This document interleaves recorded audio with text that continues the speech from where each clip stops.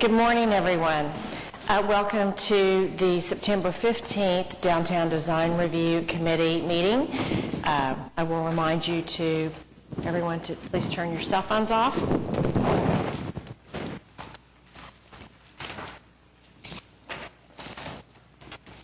And first we have roll call. Paula? Betsy Brunstetter. Gigi Faulkner. Present. Charles Ainsworth. Present. Corey Bates. Nathaniel Harding. Connie Scothorn. Danielle Theriot. Present. You have a quorum. Thank you. Has everyone had a chance to look through the minutes of August 18th? And if so, I need a motion to approve. Move to approve. Second. We have a Corey, Chuck, Ainsworth motion. All in favor? Aye. Opposed? Same sign. Minutes are approved. We have one case, 3A, that is withdrawn. We have two continuance requests, 1220 North Hudson and 701 West Sheridan. We do not need an action on those. No, we do need an action on yes. those. And Excuse me. 1220 North Hudson is asking for continuance to October 20th, and 701 West Sheridan is asking for continuance to November 17th. Okay, so we do need an action on those individually. What were the dates they're asking? October 20th for 1220 and November 17th. They're both actively working on what they need to work on. They just need more time. Are these two separate motions? Yes. they are. So I move to continue 1220 North Hudson to the October meeting. Second. Okay, we have a Bates, Ainsworth motion and second. All in favor? Aye. Any opposed? Same sign. That's continued. I also move to move to continue 701 West Sheridan to the November meeting. Okay. We have a Bates, Ainsworth motion to continue 701 West Sheridan. All in favor? Aye. Any opposed? Same sign. Those two items are continued. We have our consent docket, which if anyone wants to pull an item and have individual consideration, we have that option. Is there anyone that wants to have an individual consideration of either one of these items? If not, we need a motion to approve the consent docket. I move to approve the consent docket. Second. Okay. Again, we have a Bates Ainsworth motion to move right along. All in favor? Any opposed? The consent docket is approved. And so we move on to our cases for individual consideration. We have 6A, which is 913 West Main Street. Will the applicant come forward, please, and state your name? Hi, I'm Zach Martin, 204 North Robinson, here to speak on behalf of development of OKC. So in this application, we're seeking to revise the ground floor parking garage elevation such that it would be able to ventilate. You may have the schematic of that in front of you. Looks like it's right here as well. And I'm glad to answer any questions you may have on the matter.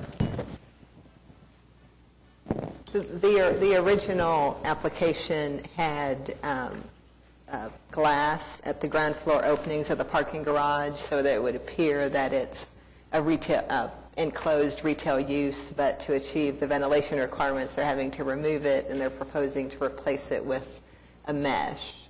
So it's up to the committee to determine if it's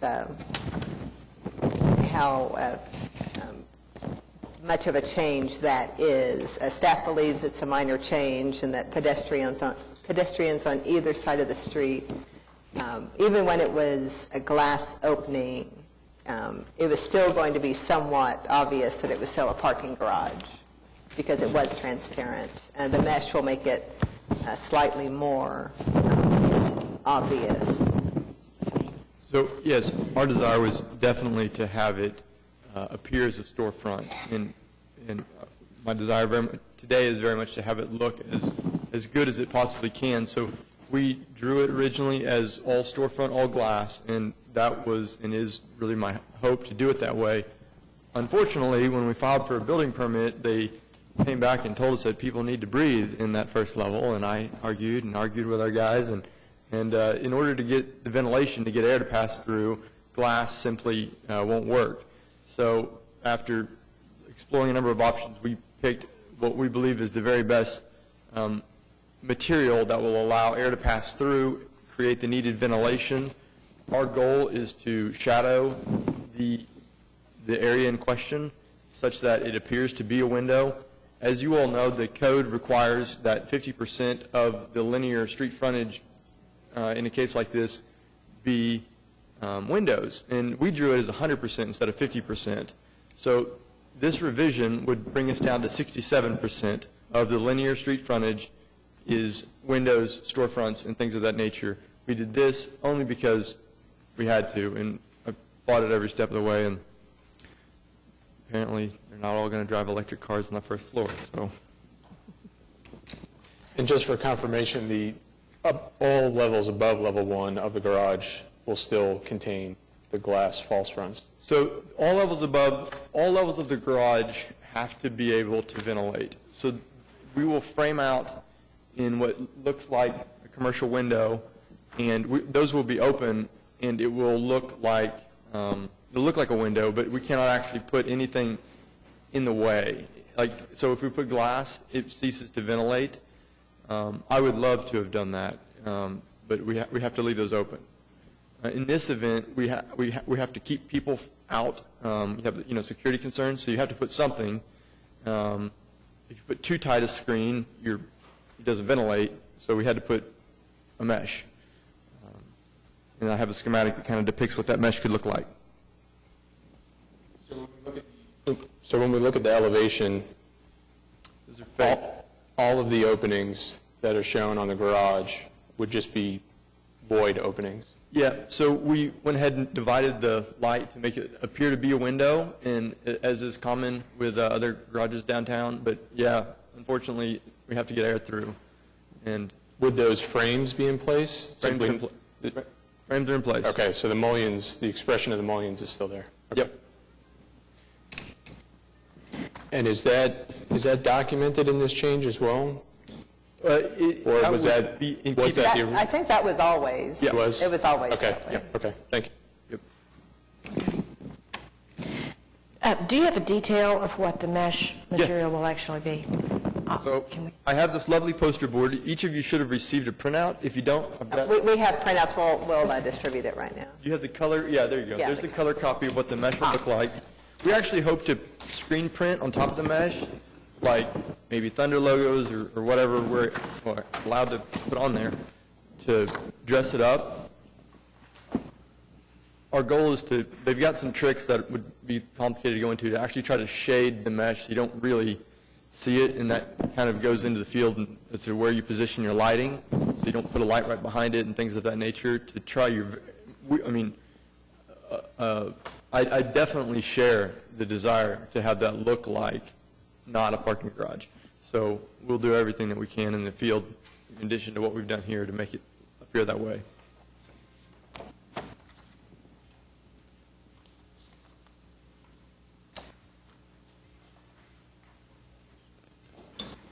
So it looks like you have two options, and you're still debating which mesh or perforated metal that you're going to put in there in the openings. Yes. Are you leaning? If you like one better, let me know. That's what we'll go with. They sent us a couple, and those are the kind of the ones we picked. I mean, I tried to screen it so tight that it would look like a window again, and they said, well, like, air can't go through that, and then we tried to make it really big, and they said, well, people can hop through that. And so this is the best thing they could come up with. So I've seen this mesh, you've got an image that shows that you can make it look like something that's really artistic, that looks really nice. I wonder if you could do some more thought about what you could do besides just the logo of the Thunder. 100%. So in that schematic that you may be looking at, they actually print artwork on it, and so our goal would be to do something like that, and I agree, to make it look as good as it can. For what it's worth, it's actually more expensive to do the mesh. So this isn't a money-saving thing. This is nothing that we wanted to do. For now, you're just proposing the mesh without the printing. Is that correct? Well, we're just kind of seeking permission to do mesh, and would that be a separate application if we want to print on it? I wonder. Yeah, the item for consideration in front of you is just to do mesh without any printing. Any graphic or lettering would need to come back for another revision that could possibly be picked up by staff. It could come back to the committee depending on what it is. We'll come back on that. So for now, I guess it's just mesh. We're going to pick the best one we can find. If there's one of those you like, let's pick that one. You could also approve with the condition that if you feel strongly that a graphic need to be provided, with the condition that the graphic be brought back to staff or brought back to the committee. If you ask me my personal opinion between the two you've presented, I would select the mesh wire on the right. I think that better reinforces the patterning of the brick that's on the building around it. Okay. No charge. That's fine with me. I don't know if I agree, like, if it's just going to be the mesh. If you're going to do the screen printing, I don't know if maybe the perforated might work better. Yeah, that gives you a little more surface area to work with if you're going to do screen printing on it, which, I don't know how good of an idea. If you're really trying to make it look like a window, I don't know that screen printing is a good idea. We're going to probably do charcoal gray, and then my idea would be to back off all the lighting behind the windows so that you don't see through it. But charcoal gray to kind of shade it, and then to also be a little bit strategic, and if we can ever pick, let's put a tree in front of that or whatever. So.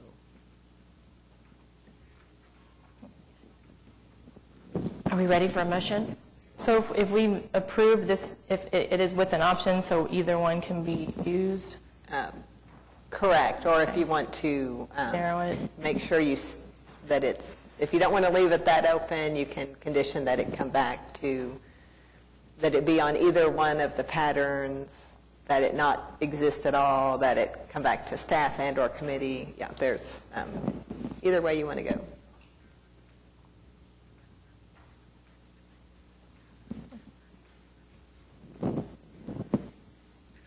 I move to approve the application on the basis that the project complies with the regulations and guidelines of the Downtown Design District zoning ordinance as referenced in section C and D of the staff report. Can I amend that, his motion?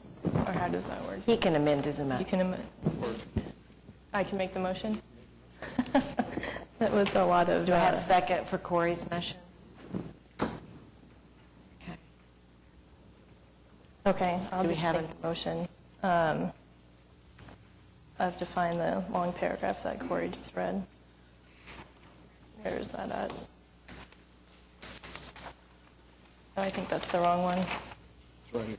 Okay. Thank you. So I move to approve the application on the basis that the project complies with the regulations and guidelines of the downtown design district zoning ordinances as referenced in sections C and D of the staff report, with the condition that any screen printing be brought back to staff. Okay, so we have a Danielle and Connie motion. All in favor, say aye, please. Aye. Any opposed, same sign. Your motion, your case is approved. Thank you.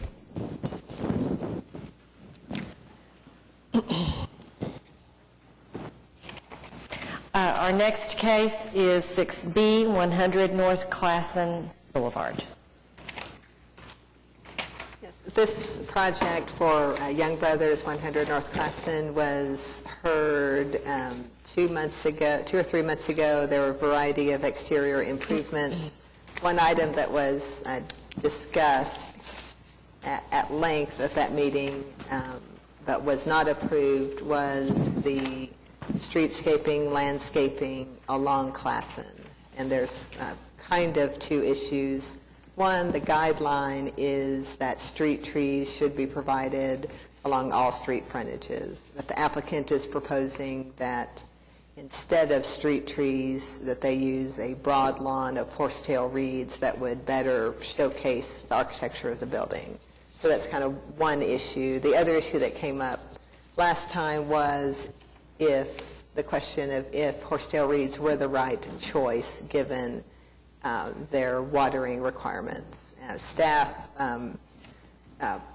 could not determine if it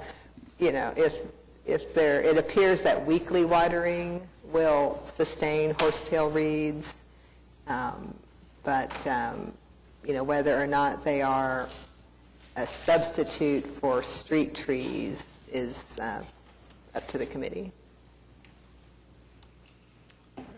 I'm Cody Pistolka. Laura, do we have the presentation? So I think all of you have seen this last time. Yeah. So Excuse me, would you sign in and introduce yourself, Yes, please? I've signed it. Yeah, I'm Cody Pistolka with Elliott Associates Architects, office at 35 Harrison Avenue. Okay. So most of you have seen this project last time. My social, I know yours, Chuck. So most of you have seen this, so most of these slides we're going to go through fairly quickly. So as Lisa said, our two issues are the use of horsetail reeds and the street trees. Basically our argument for our design is the fact that DDRC guidelines do allow modifications based on unique conditions, and we think that what we're proposing is an equivalent solution to what the guidelines propose. So you see right here is our site as proposed with the additions on the north and south. So we'll have a showroom addition to the south. On the northeast corner we have an office addition. To the north is First Street. To the south is the previous project you saw, the residences at 21C, which will be along Main Street. Here's our original site plan that we showed 2 months ago. So the horsetail reeds are along the west, up and down Classen Boulevard. We have a colonnade on the kind of south end of the showroom addition and another feature to the north that's kind of it's a marble-clad element to kind of create street interest and shade. Next slide, please, Laura. Go one more, please. So what we've done with the street trees, we still feel like lining the building with street trees would be a challenge because the primary objective is visibility for the business. They have a 37-foot setback, which is a very unique condition. The new building to the south, I believe, will be 5 stories, and we've got a very small structure that's 1 story and 2 stories on the north. So we're really trying to increase their visibility, and so the idea is that, the horsetail reeds and the colonnade will create visual interest and will create shade along the facade of the building. As far as the horsetail reeds themselves, Connie, I know you had some concerns about watering, so we did a little bit of research because we didn't really know a lot about them either until we looked into them a little bit more. And driving around downtown, there's quite a few projects that have been using them. We talked to some other architects and did a little bit of research, looked at Monrovia Plant Company has a plant catalog online. So They're nice because they're an evergreen plant.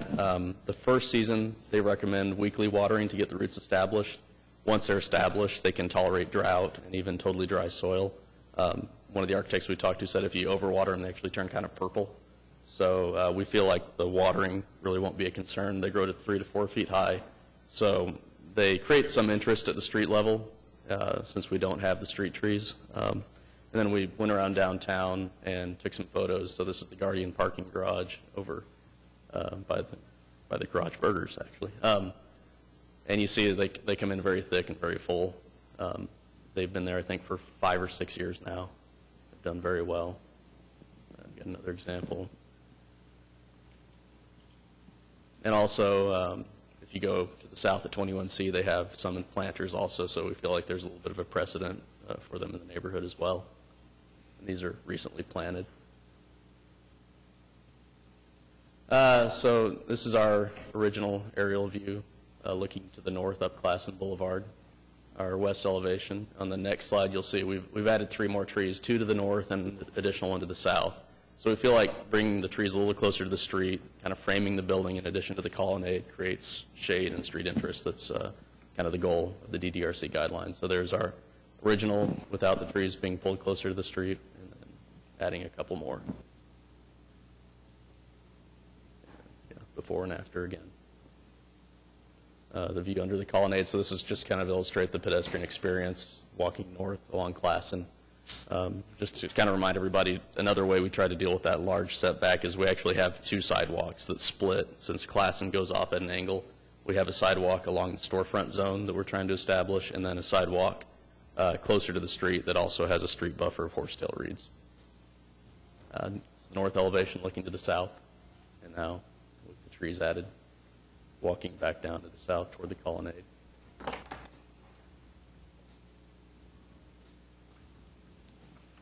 And the north elevation with the 2 trees added. So we kind of go through these pretty quickly. This is the customer parking lot. Inside the building, you'll be able to see the horsetail reeds. They'll kind of create a cool visual interest inside as well. Last time, we also briefly talked about, we will have some exterior lighting, so we went ahead and have kind of a schematic lighting layout that we want to show you. So we propose to uplight the new elements on the building. Then we have walkway lights inside the colonnade. You can kind of see on the left there. And then from the parking lot, we want to do indirect lighting rather than sticking poles up and things like that. So we proposed an indirect light kind of hidden between the existing warehouse and the new addition that would provide the required amount of foot candles. So, and that's where we're at. Okay. Thank you. Thank you. Do we have any comments or questions? Well, I have questions about the trees that are being provided. Mm-hmm. What are they? What we're showing is Italian cypress. Italian cypress. Yes. So the concept was kind of inspired by the Parthenon, and so we've got these vertical elements. So I think Italian cypress is a Zone 9 plant, unfortunately, okay, and so it won't grow here. okay. So I think, well, I know that horsetail reed is a bog plant. It's for swamps. I know you can grow it if you water it a lot. I think it would be interesting. I don't see that that's related to the street tree question. Okay. So I don't see any reason why we should substitute one for the other. I'm not suggesting substituting. I'm just saying that that's an additional element to try to draw some interest along the street. Well, you said, Cody, you're not proposing any other street tree. Yeah. Yeah, I mean, we're proposing alternative elements in combination to provide what we feel is an equivalent solution, which is the colonnade, the street tree, the trees framing the building, and then interest on the ground with horsetail reeds. Connie, do you have, I mean, you're kind of, a lot more about trees than I do, so. I even know more about plants than you do. I agree. That's what, so which trees do you think would be appropriate that could give us a similar kind of vertical feel that we're looking for, that you would find acceptable? It's not the board's purview to pick Okay. specific. Okay. Well, last time you made suggestions on plants, so I was just. I know, and I was giving you free advice, and it didn't work, so Okay. I don't think it's appropriate either. Okay. Cody, what about I noticed there was a site triangle or something on the north and south. Yeah. You know, that's a pretty busy street there. Yes. Very busy. How does that, I mean, would trees interfere with visibility along there? Well, we're keeping them outside of the site triangle, so you can see it dashed in up No, there. but I mean, if you did, Connie, where would you, if you put trees there, would you put it on the west side of the sidewalk or the east side of the sidewalk? Because there's a sidewalk that runs right down Yeah. Classen there. Where would you propose to put trees? And I will go back to, we don't design from up here. And No, don't I think- know, but I mean, You could do either one. Yeah, the guideline suggests you could do either one, preferably in the strip between the sidewalk and the street. That's preferred. But per the guideline, you may also do it in the zone between the sidewalk and the building. well, here's an observation for me. I live in Heritage Hills, and a lot of those houses down there have fabulous architecture. And in fact, the house right across the street from me is just an unbelievably beautiful house. And they planted these trees in front of it that obscured pretty much the entire front of the house. And that went on for years, and finally, and everybody loves trees, but finally they cut the trees down, and it's like a wow moment. I mean, it is so cool to see that architecture. So I'm kind of torn on this issue. I mean, I think what they propose is a really clean look. I've been, with some buildings I've done, worked through some of these street tree issues, and I think there needs to be a little variety and not such a rigid requirement. That's my view.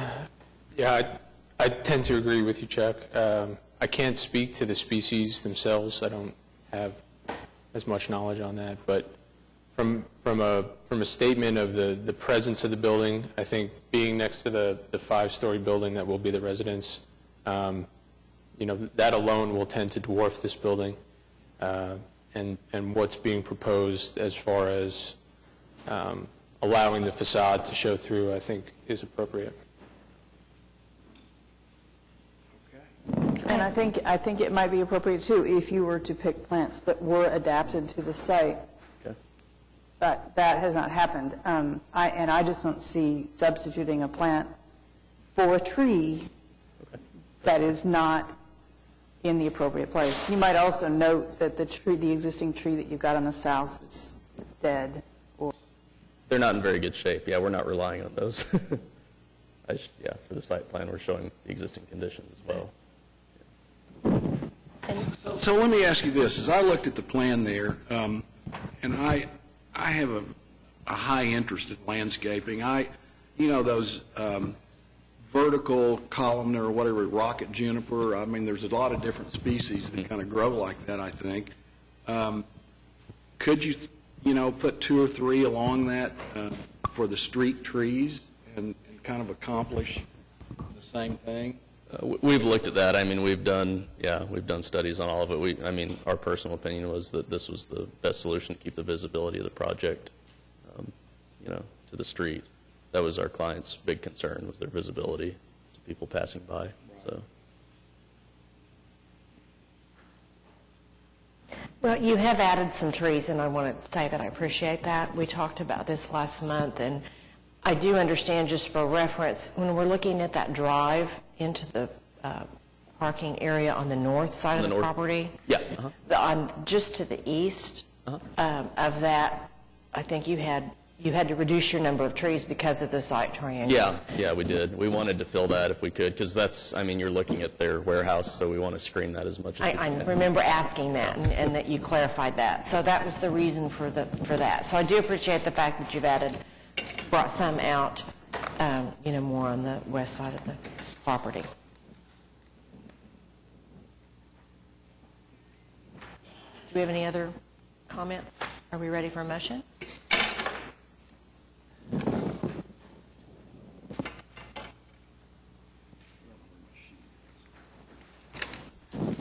Anybody in the audience want to talk? Does anyone in the audience want to speak about the landscaping? think not. Well, I personally think that we should have another landscape plan being brought back to us with plants, in particular the trees that would grow in Oklahoma. I'm sorry. Yeah, we're I happy to do a different. realize this will be very interesting and probably would look fantastic for the first few years. It's not going to look, it doesn't make a difference. But ultimately, we are running into an environment that's going to be more dry and more hot. And I feel like all of this swamp plants are going to be replaced with Bermuda grass, whether you try for it or whether it just happens. And I don't know why we wouldn't use a adapted plant for the exact same purpose that you're going to do. And so therefore, I don't recommend that we approve this plan. Okay. Okay, are we ready for a motion? Connie, are you suggesting that we continue this and look at an alternative plan? I would like to continue it, if you're agreeable. I talked to Rand before, and he said, he would prefer that if we could come to an agreement on which direction we need to take. We're ready to start moving on this project, if possible. So Connie, I'm not quite clear. Are you objecting to the horsetail reed itself, or the lack of street trees, or both? I'm objecting to them using the horsetail reed in lieu of trees. If they want to use the horsetail reed, they can.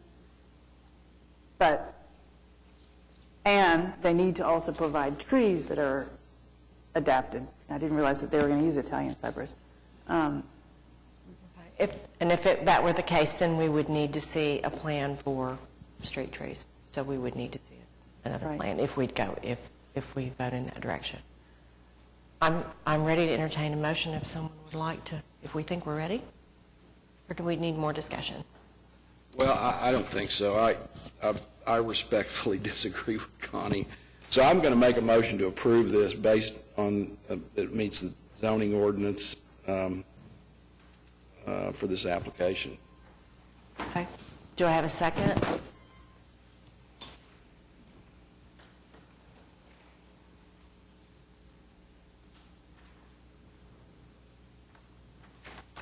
We do not have a second. Do we need further discussion on this?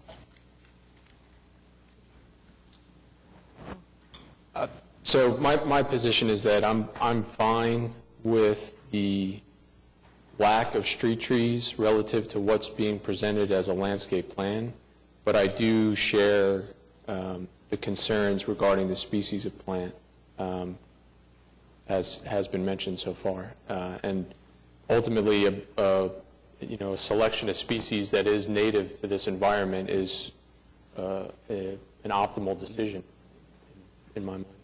On the trees themselves, the Italian cypress, we're not, we don't feel like that's the only solution. I think these reeds have been, I go to rehab, and there's a clinic over there, I think, that Brian Fitzsimmons did, and they've been there for a long time. I would like to bring up that they are planning on, over 2,000 plants, based on your code? Yeah, and the research we just did a suggests few. that they do well in mass plantings. And some of them we've seen downtown, some of them are in small planters, some of them that we showed cover, long stretches. Ours is even bigger than that, but we feel like around town they've been pretty successful.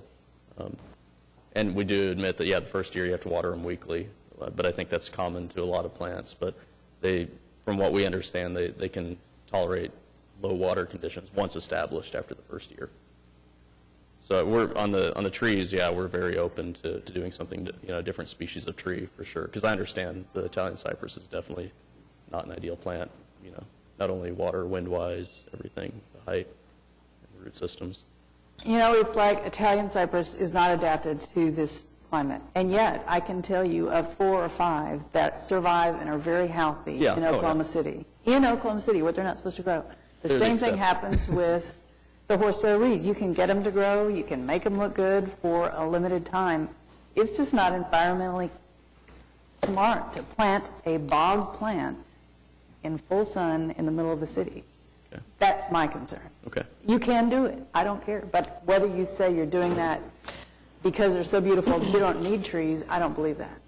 Well, we're not saying they're so beautiful that we don't need trees. We're saying, we're just saying that adds additional interest along the street level. We're not saying it's a substitute. We feel like our setback is the reason that we really don't want to cover the front of the building with trees. We do have a motion on the table, and we do not have a second. So we're still in discussion. So what we're voting on is I understand it's the plan itself, but is there, the question of whether or not to provide street trees is one, and the species is another. I'm fine without having street trees, as has been presented, and ultimately the species becomes a maintenance issue for the client then at some point, and I guess if they're willing to take that on, then that's their prerogative. I personally do not have a problem with the lack of street trees on the west side of this building because of the architecture and the look. I think the horsetail reed concept complements the architecture and the look of the building. So I'm fine with that, but I agree a species does need to be installed that will work because it's an important part of the overall design. If we were to continue this, I know you don't want to do that. You've expressed that you don't want to do that, but if we did continue the landscaping for 30 days, would that prohibit you from going forward with the other plans on the building? We've No, the already rest of the approved building, those, we're proceeding. And I would assume the landscaping would not be installed prior to the construction. No way. No, Okay. it would not be. So are we suggesting that the species of the trees be revisited, or does this include the horse reed as well? Because my opinion would be to simply revisit the species of the trees that are being presented. Okay, then we Fine could with that, yeah. we could have a motion that we could revisit that, or that even staff could revisit that. So that is our discretion. I mean, it's up to our discretion, so you could make a motion, a number of different motions.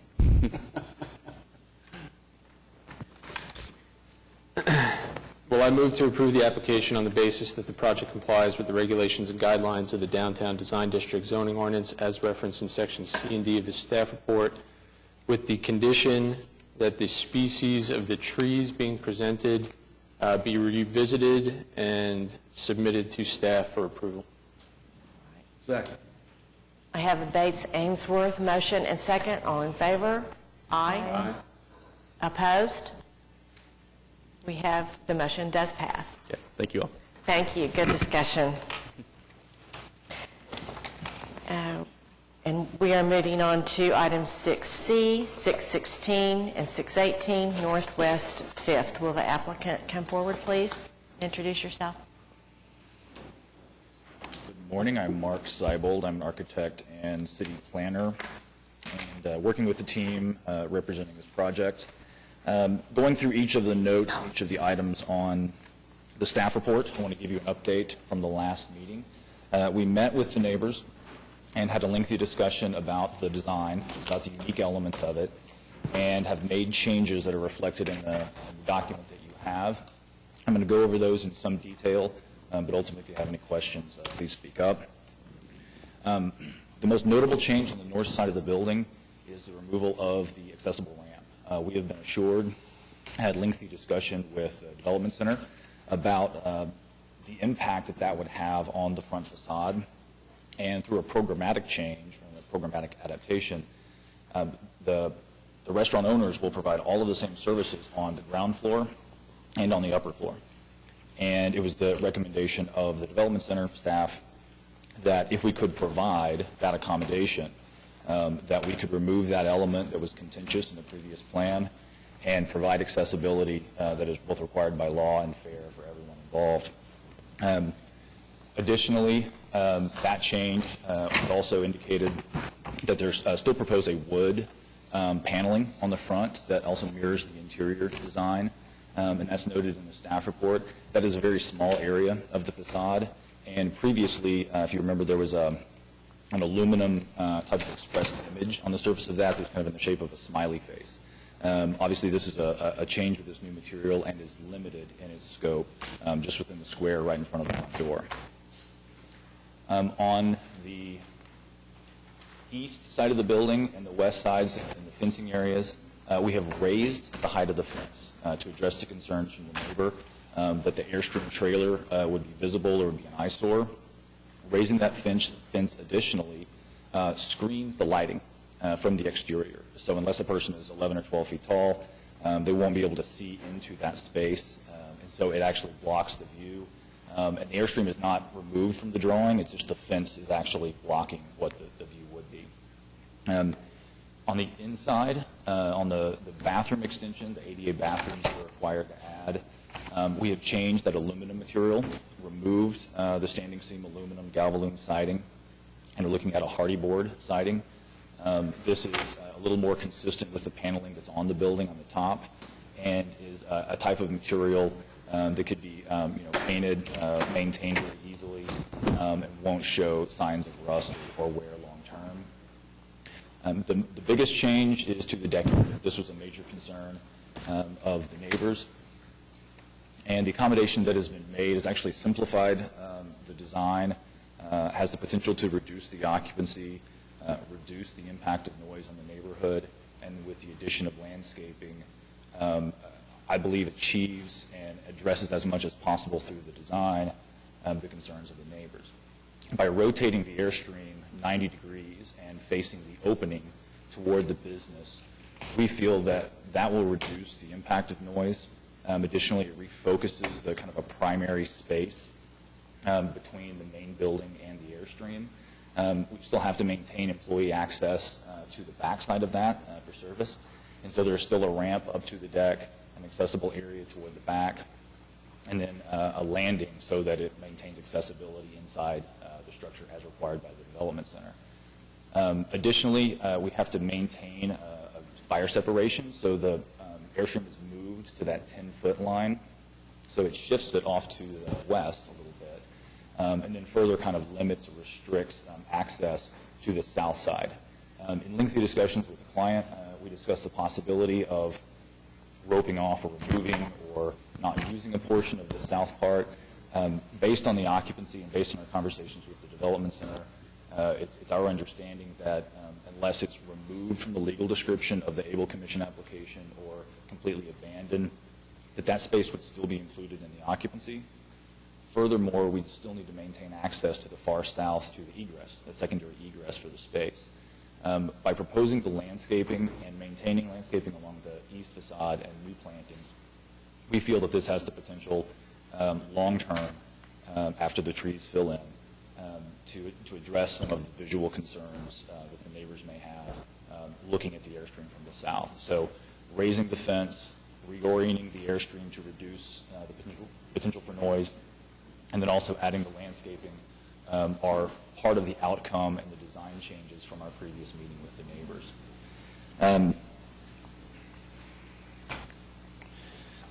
We still have in the plans the potential to do a dimming switch on the lights so that as the evening progresses, the lights can be turned down.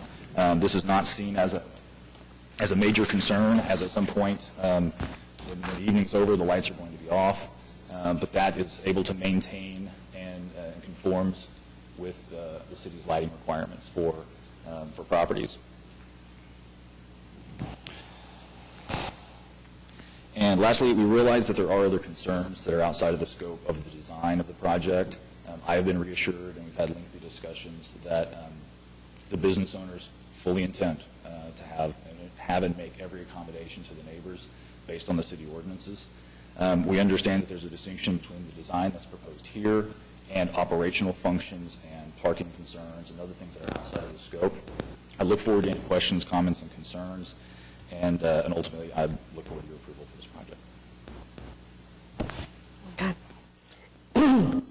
Thank you. Do we have any staff comments, Lisa? No, I think the applicant picked up a description of everything that has changed since last month. The things identified in the staff report kind of left to affirm by the committee are the use of the small amount of wood on the front, the design of the outdoor patio deck, if its design has made it more compatible with the surrounding uses, and if the Airstream trailer as a built form thing is appropriate to be used in the rear of the structure. I do have one more addition. We submitted updated foundation drawings for the Airstream. That was the last item on the staff report. And our structural engineer updated those based on the new design, proposed design, and we've submitted those to staff. Right, and we can pull those up if anybody wants to see them. Okay. Do we have anyone else from the gallery that would like to comment on the Thank you very much. Appreciate it. Good morning, members of the committee. My name is Eric Groves.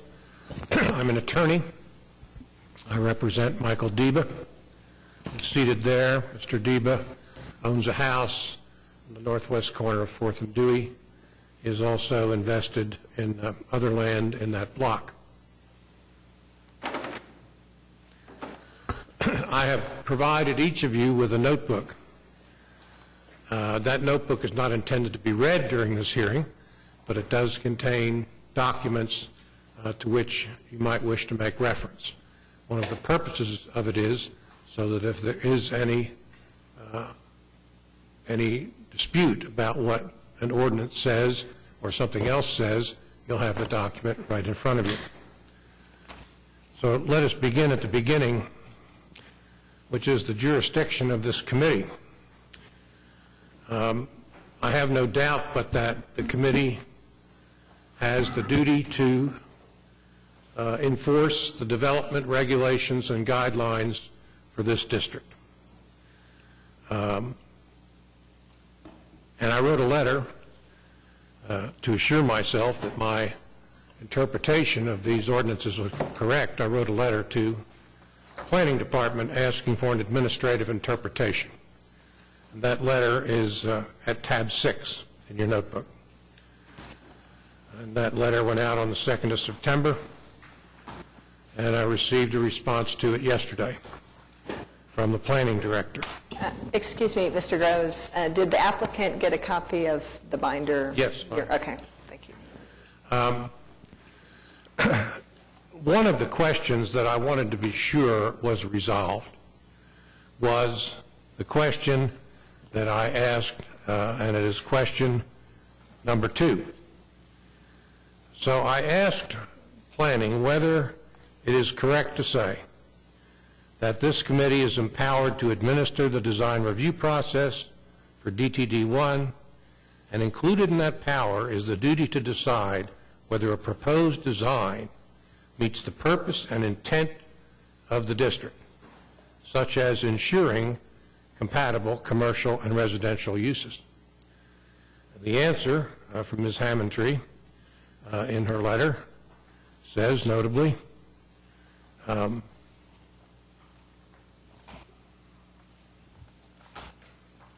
have to excuse me, I have some pages stuck together here.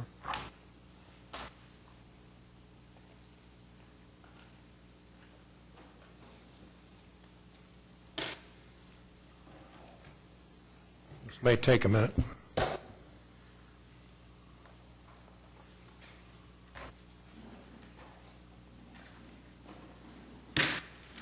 Ms. Hammondtree said that this committee exercises the power to administer the design review process by determining whether the design of a project meets the development regulations and guidelines set forth in the ordinance.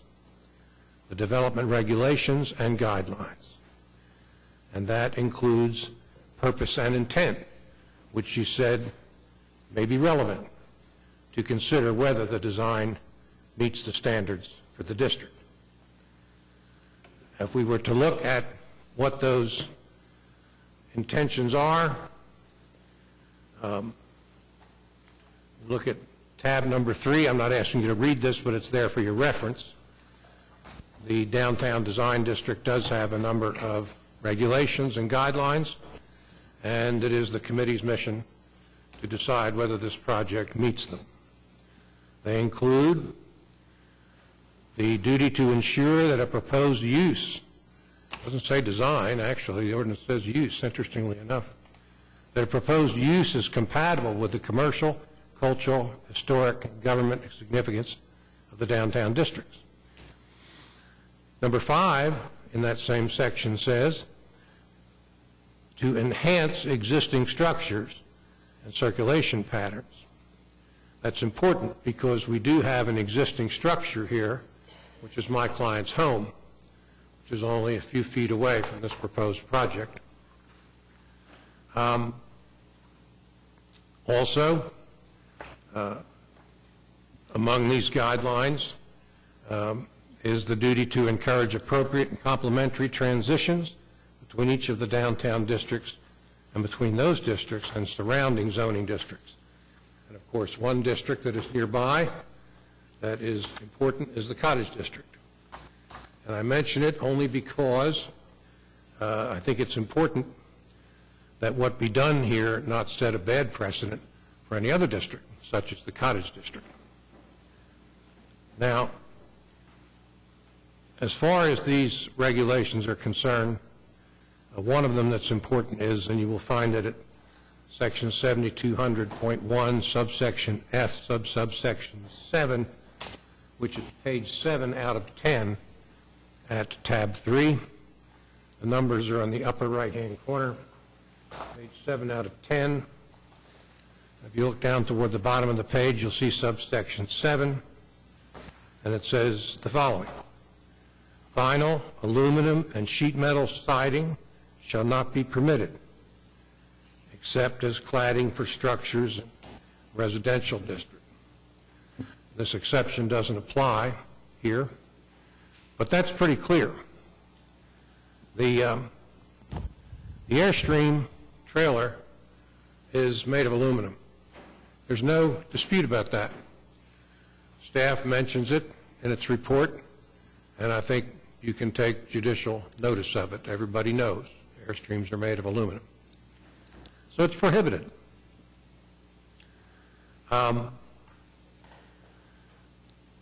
The applicant here fails to show that this proposed design is compatible with the design of what is there now and what we know is intended to be built there.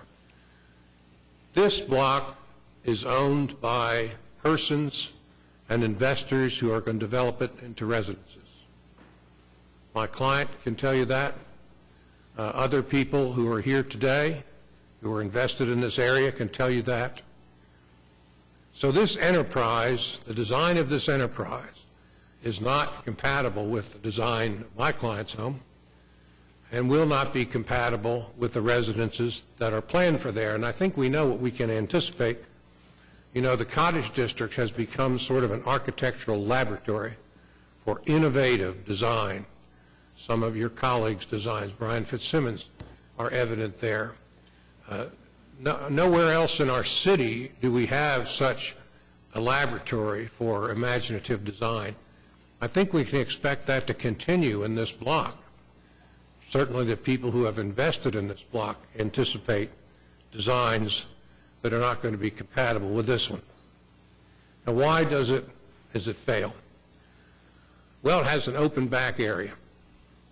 You know, if this were just to be a bistro, sort of like the Metro or Baguette or something like that, or some of them that we have at Midtown, and it didn't have a backyard, I think we wouldn't have any basis upon which to object. But the backyard design is what mostly causes this application to fail. The design threatens light pollution, noise, late hours, and is visually unacceptable. The changes, which we'll talk about in a moment, don't really solve that. While we're on that subject,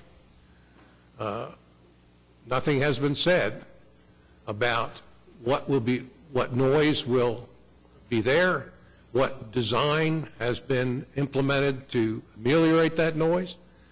In any event, this design is clearly incompatible. It does not enhance surrounding properties but diminishes them, and it is a disincentive to further development and to investment. Now, there is an issue about accessories. This Airstream trailer is alleged to be an accessory use, an accessory building, an accessory structure. But it is a mobile home. No doubt about that.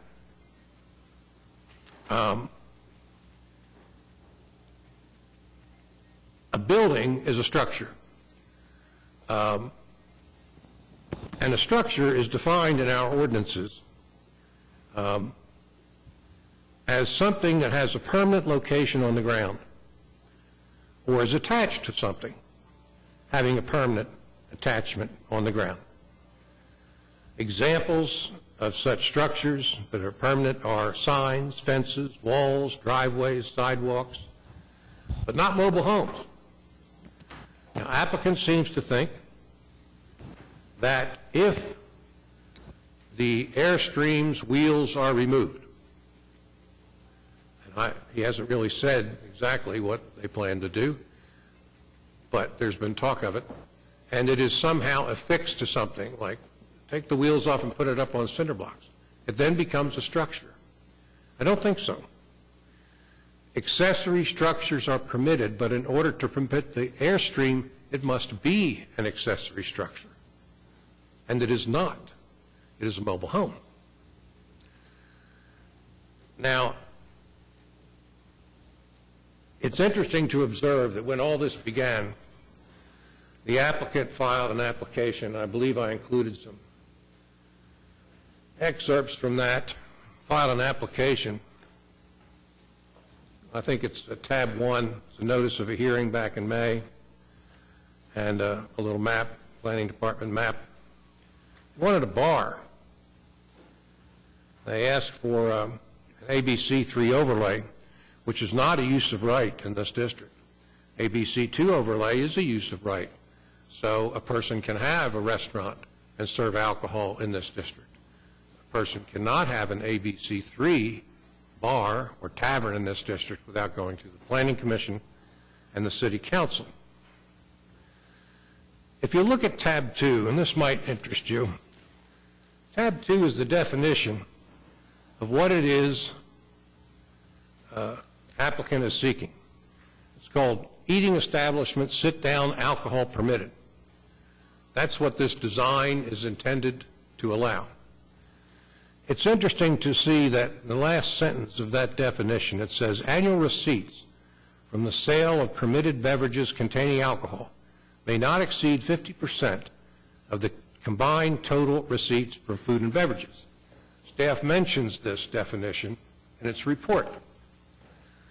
Now, it's interesting to observe that this is a definition, and of course, Mrs. Randall may want to comment on this. It's difficult to be sure whether this is merely a definition on the one hand or a requirement on the other. The staff treats it as a requirement. Traditionally, the city has treated it as a requirement. But this design that's before you now is to allow this use. But it will not be a restaurant, an eating establishment with alcohol permitted unless its receipts for alcohol do not exceed 50%. Once that happens, then the establishment becomes a bar, becomes a tavern, which is what they wanted in the first place. I don't think the applicant has established that this is really going to be what it says it is. One thing is for sure. If it is permitted, if this design is approved, I think it's reasonable to anticipate that it will operate late into the night. It's a party spot. You know, the original concept, when they had the Airstream on the east border so that it could be seen from 4th Street, the original concept is we're going to put a party spot behind this building, and everybody's going to be able to see it. We're going to have a low fence. We're going to have that Airstream, which is a cool-looking thing. I mean, it's interesting to make a bar out of an Airstream. But there it would be with all the bottles lined up behind the bar, and a big floor, which could be used for dancing as well as for dining. Nothing has been said whatsoever about amplification of sound, whether they're going to have TVs, whether they're going to have bands. If they intend to do these things, then the design should address those issues. But you don't know because I haven't told you. Now they've moved the Airstream around, but that still doesn't solve the problem. This is a party spot where there will be drinking and music, and it'll be visible from 4th Street. It was interesting to hear the architects say that what they have planned here, he said this in 2 instances. The biggest change about the deck, he said, it has the potential to reduce the number of people. It was originally, I think, 170 people could get out there. Now, they've changed the size of it. He says it has the potential to reduce the number of people. I think it's important for the committee to know just how many people this design is intended to allow. He also said that the landscaping plan for the south has the potential to address visual concerns. There's no assurance that it will address those visual concerns, but it has the potential to.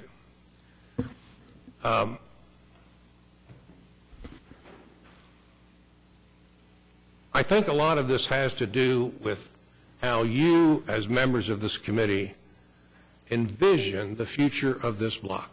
What is it you want to see? What is it you don't want to see? Well, the people who are invested here do not want to see a backyard party bar. That's what this is going to be. You can compel the redesign of it so that it fits in. It's not impossible to do. If this space were to be enclosed, what complaint would we have? If it were going to be a real restaurant, what would we have to argue about? Restaurants that serve alcohol are allowed in this district. But this is not that. So I hope that you will see fit to deny it. There are several people who will also speak, Mr. Deba and others, who will talk about their experiences with this project so far, including a meeting that they had with the applicants. So I very much appreciate your patience in listening to this tutorial, and I hope that you will deny it. Thank you, Mr. Groves. In the interest of time, I think we do have other members in the gallery that want to come speak, so we need to move this along. Before we do that, could I ask Absolutely. legal counsel kind of to Absolutely. give us a heads up on this? Well, the only thing that I would tell you guys is that you are not a zoning commission. You do not have the power to rezone, so the use is allowed. You're looking at the design on how you can make it more compatible with that use, but you don't, I mean, you all are the design committee. So.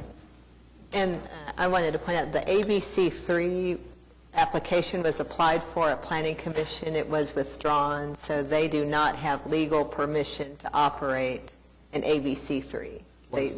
That's a tavern, that's a bar that doesn't serve food or doesn't serve very much food. They do not have legal permission for that use. But they do have legal permission for restaurant that serves alcohol. Which is the ABC2. ABC2. Designation that we that's been made clear. Right. Okay, so we're So- clear on that. So my observation, having been involved in some of this stuff, is that that is a pretty strict requirement on the 50/50 deal. So I think that you already have some pretty tough issues if what you're saying, they're going to turn it into a big party place. I mean, if they're serving more than 50% alcohol, then that in itself will negate that type of use, I think. But there's a problem with that, Mr. Ainsworth. I mean, I've been on the busy end of this in Bricktown, and I know that these guys look at that pretty carefully, the 50/50. If there is an enforcement mechanism in the city to enforce that, I'm unaware of it. Now, maybe Mrs. Randall could tell us, but I don't think the city is proactive in enforcing that. I don't know that it ever does. Now, your experience over in Bricktown may teach you something different, but, I haven't seen it enforced.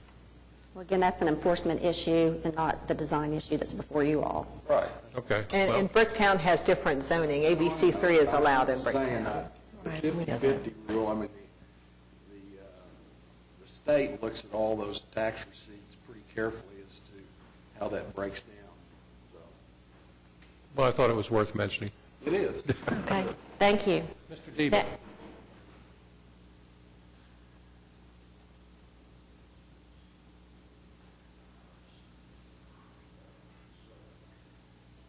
Okay. I'm going to leave my comment. Mike Deba, I own the property at 605 Northwest 4th. I'm going to leave my comments to Brett Price to try to move this thing along. But I do want to correct one thing. My building is a mixed use. It's not all residence. It's office and, so it's mixed. Thank you. Hello, Brett Price, building my home at 511 North Dewey, which is about 75 feet straight east of the proposed establishment. So I want to talk a little bit about our meeting with Mr. Marcos and Mr. Siebel first. Just quickly want to echo some of the things that he said and just simplify them. They state within the staff report specifically that our Airstreams are not allowed to be stored outdoors within downtown. They call it an Airstream both within their application and here today. It's specific that those are not allowed within the downtown DTD1. They go on, or it goes on to say that you have to use architectural metals, glass, steel, masonry, materials such as brick, stone, cement, stucco. It goes on to say that aluminum specifically is not allowed as a building material. And as he said, the Airstream is aluminum. It's in their report, it's in the staff report. So therefore, between those alone, the Airstream should not be allowed. Not to mention, it has no relevance to the building, the area. I understand and I appreciate the fact that they show a taller fence and some trees, but this area behind the building is actually recessed. So if you're walking along 4th or 5th, you can still see in there. You can still see the Airstream. Matter of fact, there's gaps in this fence. So it doesn't scream this RV at all. Based on our meeting, Mike Deba, Michael McCoy, and myself met with Mr. Marcos and Mr. Siebold the week after the last DDRC meeting.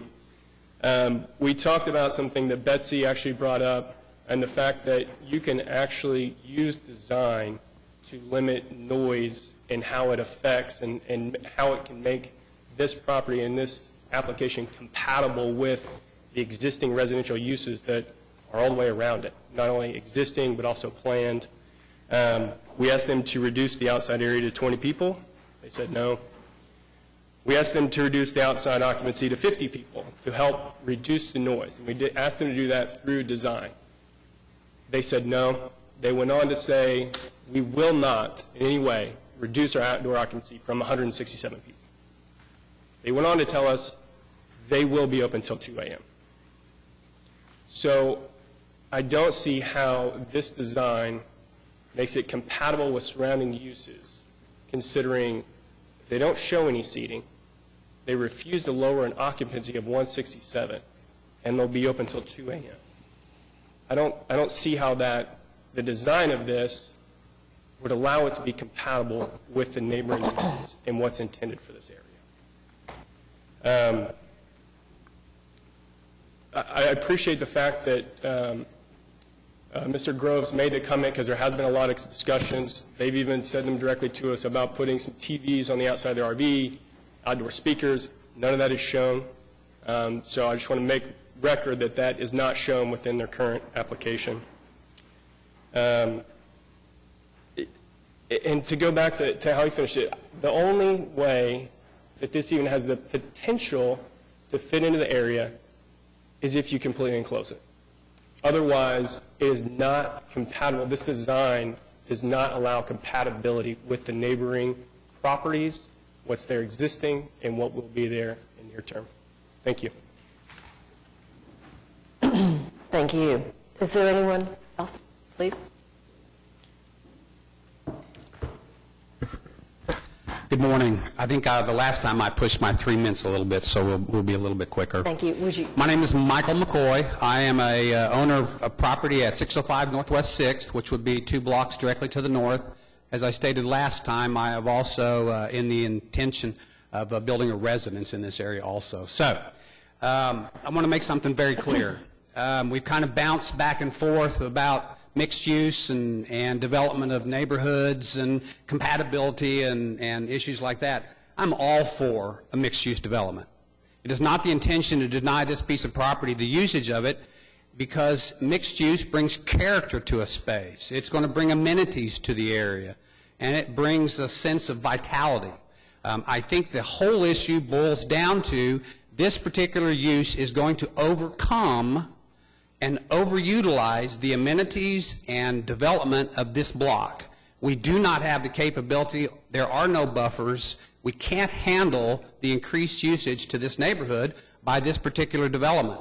There's been the conversation of difference between a bar and a restaurant, albeit they hold the 50% line. We are still impacting this neighborhood with 200 people coming and going into this facility. If you were to tour the neighborhood now, you would see that there are no on-street parking spots available. The school that is there is taking up the residences that are already there, and this does not include the increased demand by all the development that's going to be spent in this area. If you look at my district and look 2 years ago, we've had the construction of 10 houses.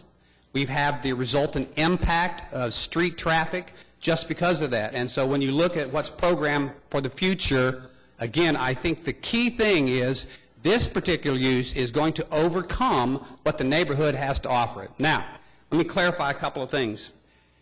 You know, architecturally, the drawings state that they've made some changes trying to buffer the airstream visibility.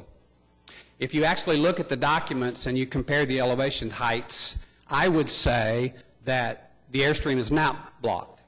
And what's unique about elevations that architects create, I'm one, is that you really never get to see the building the way the elevation shows it. It's from a fixed point. I envision this as Apple has come up with their iPhoto that allows you to take a mini movie. It shows you the whole story. It shows you the before and after of that. Architects ought to come up with the same thing. When you look at that elevation and the comment is we've screened that RV, the reality of it is that site is sloped and the RV will not be screened from any north-south or from any direction to the north because of the elevation changes. Now, they also make the comment the lights will be below that level. If you do the math, that's putting the lights at 7 foot or lower. So, I also would challenge you to look at what the development is around that neighborhood. There isn't a single-story building in that area. It's all multi-story. So, the concept of light pollution is very prevalent. And I think it's one of those issues when you take a look at. You know, I want to just mention a couple of items that were also changed on this, and I want to make a comment. You know, design guidelines and zoning guidelines are meant to be minimums. And as an architect, unfortunately, I think I've spent too much of my time trying to fight that line. And what the reality is, those are minimum guidelines. Those are not intended to be what's done. They are intended to set the bar at the lowest point that would be acceptable. I think the jobs of the architects and developers is we need to push that barrier. We need to be going forward. There's a couple of issues in this particular design that I think are pushing those barriers. And I think when you take a look at the usage and the change of the wood siding on that addition, to a hardy board material. Yes, we had comments about the galvanized siding, but the point is the zoning guidelines are pretty specific. You can use that material only if it is 30% or less of that building facade. And by the time you take the north-south and the east-west walls on that addition and the toilets, they are well above 30%. Additionally, there's comments in the code that are pretty specific about roof material, and it states, metal roof panels may be allowed if the finish specifications indicate high quality of the finished surface. My question to you, does a galvanized corrugated metal panel meet the criteria that you've set as an established? I would say not. Now, I talked a little bit, and this will be my final issue. The point is, the clarification of this is an accessory building or a building. The last time I read definitions of what an accessory versus a building were, and I think the definition was very clear. This is a building and not an accessory building. I made the comment that if a building, then this comes under the purview of IBC. And when you look at a couple of sections in IBC, it says shall apply to the construction, alteration, relocation, enlargement, replacement, repair, use and occupancy, location, maintenance, removal, and demolition of every building or structure or any appurtenances connected or attached to such buildings or structures become the purview of the IBC. Additionally, it states buildings not previously occupied, a building or portion of a building that has not been previously occupied or used for its intended purpose in accordance with the laws in existence at the time of its completion shall comply with the provisions of IBC. A couple of them I want to mention. Structural being one of them. Now, it's hard to state this without this being oversimplified. I'm sorry, the committee doesn't have any purview over building code interpretation for IBC. It just doesn't. And here's my comment. Your control is the design aspect of this, and it's based on the assumption is that you are a part of the team that's a part of Oklahoma City that ultimately would issue a building permit. Now, my question is, if the design intent is that you are approving a building, I'm fine with that. But if it goes out of your hands and goes to the building permit review, is that same thought process there? I state that this building would not be approved by IBC and the governing because of these conditions. It is not structurally sound, nor will it meet the requirements. It doesn't matter for the purpose of design review. I'm sorry. Thank you. Thank you.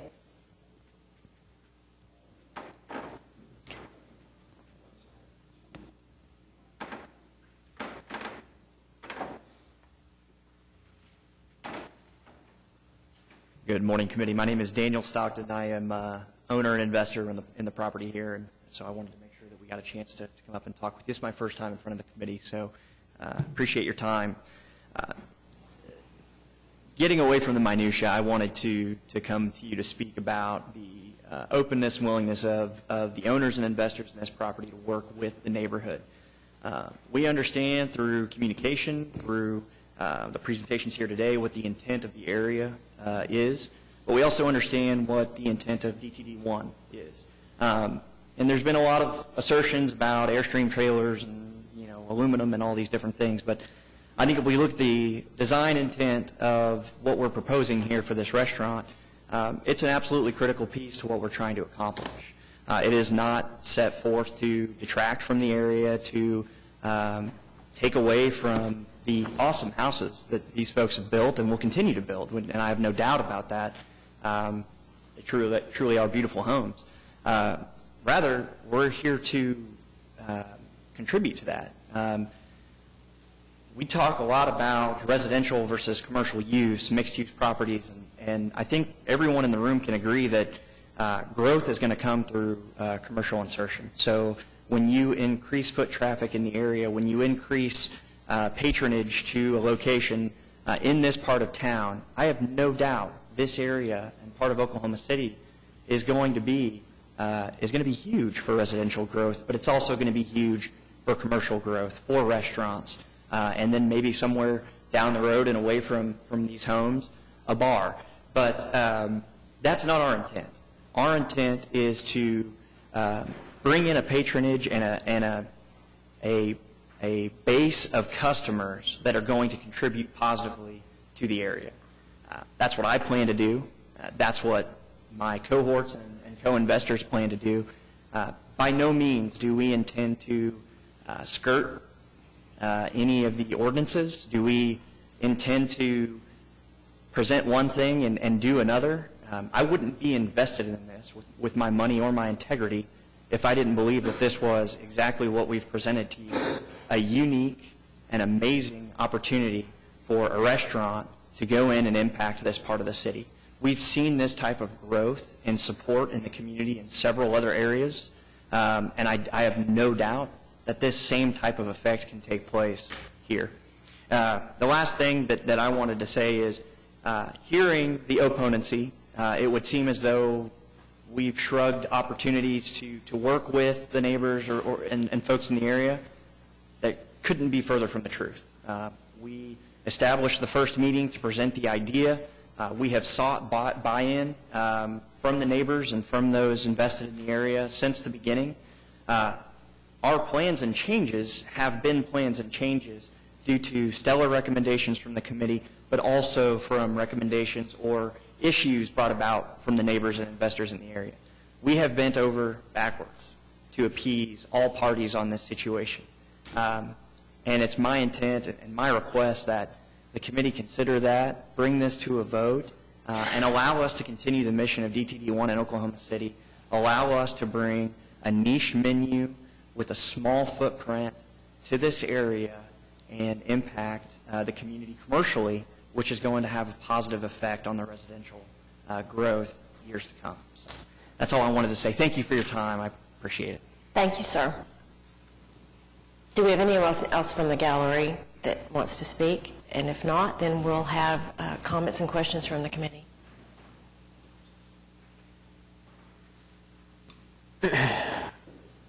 I have a couple questions about the fence.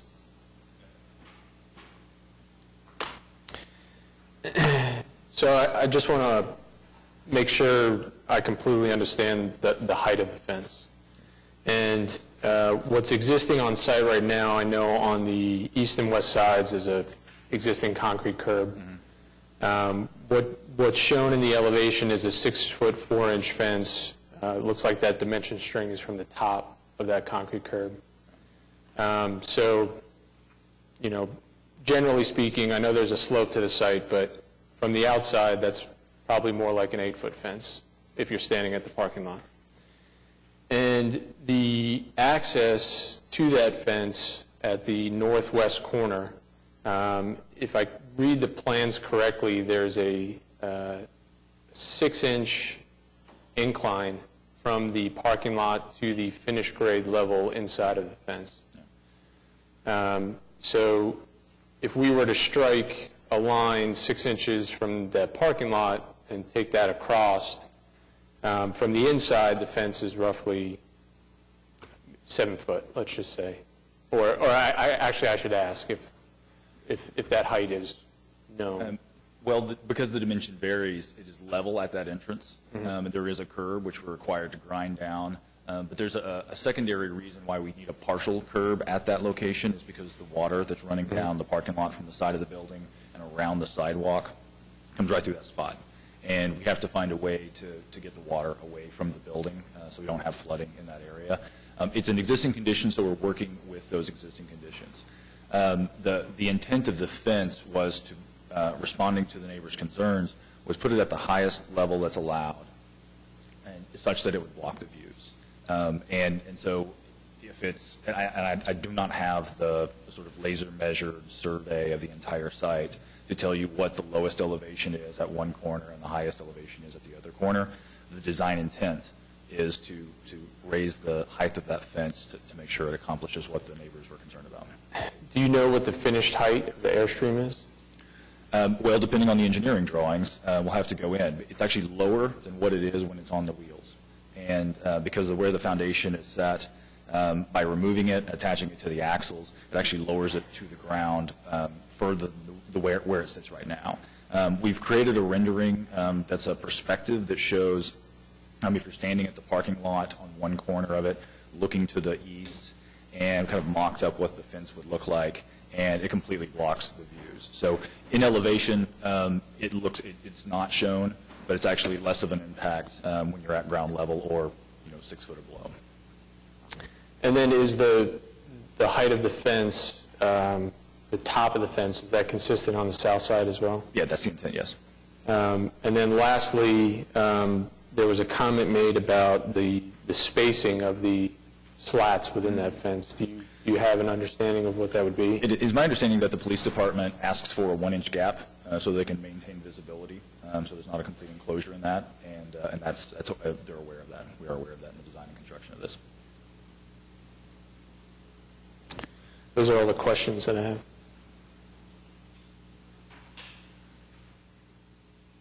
And if I have an opportunity to state that the foundation of the building is designed by a structural engineer. We have those drawings. It is a permanent foundation. It is a requirement of the code, understanding it's not that. It is a permanent structure, and that's been the intent from the very beginning.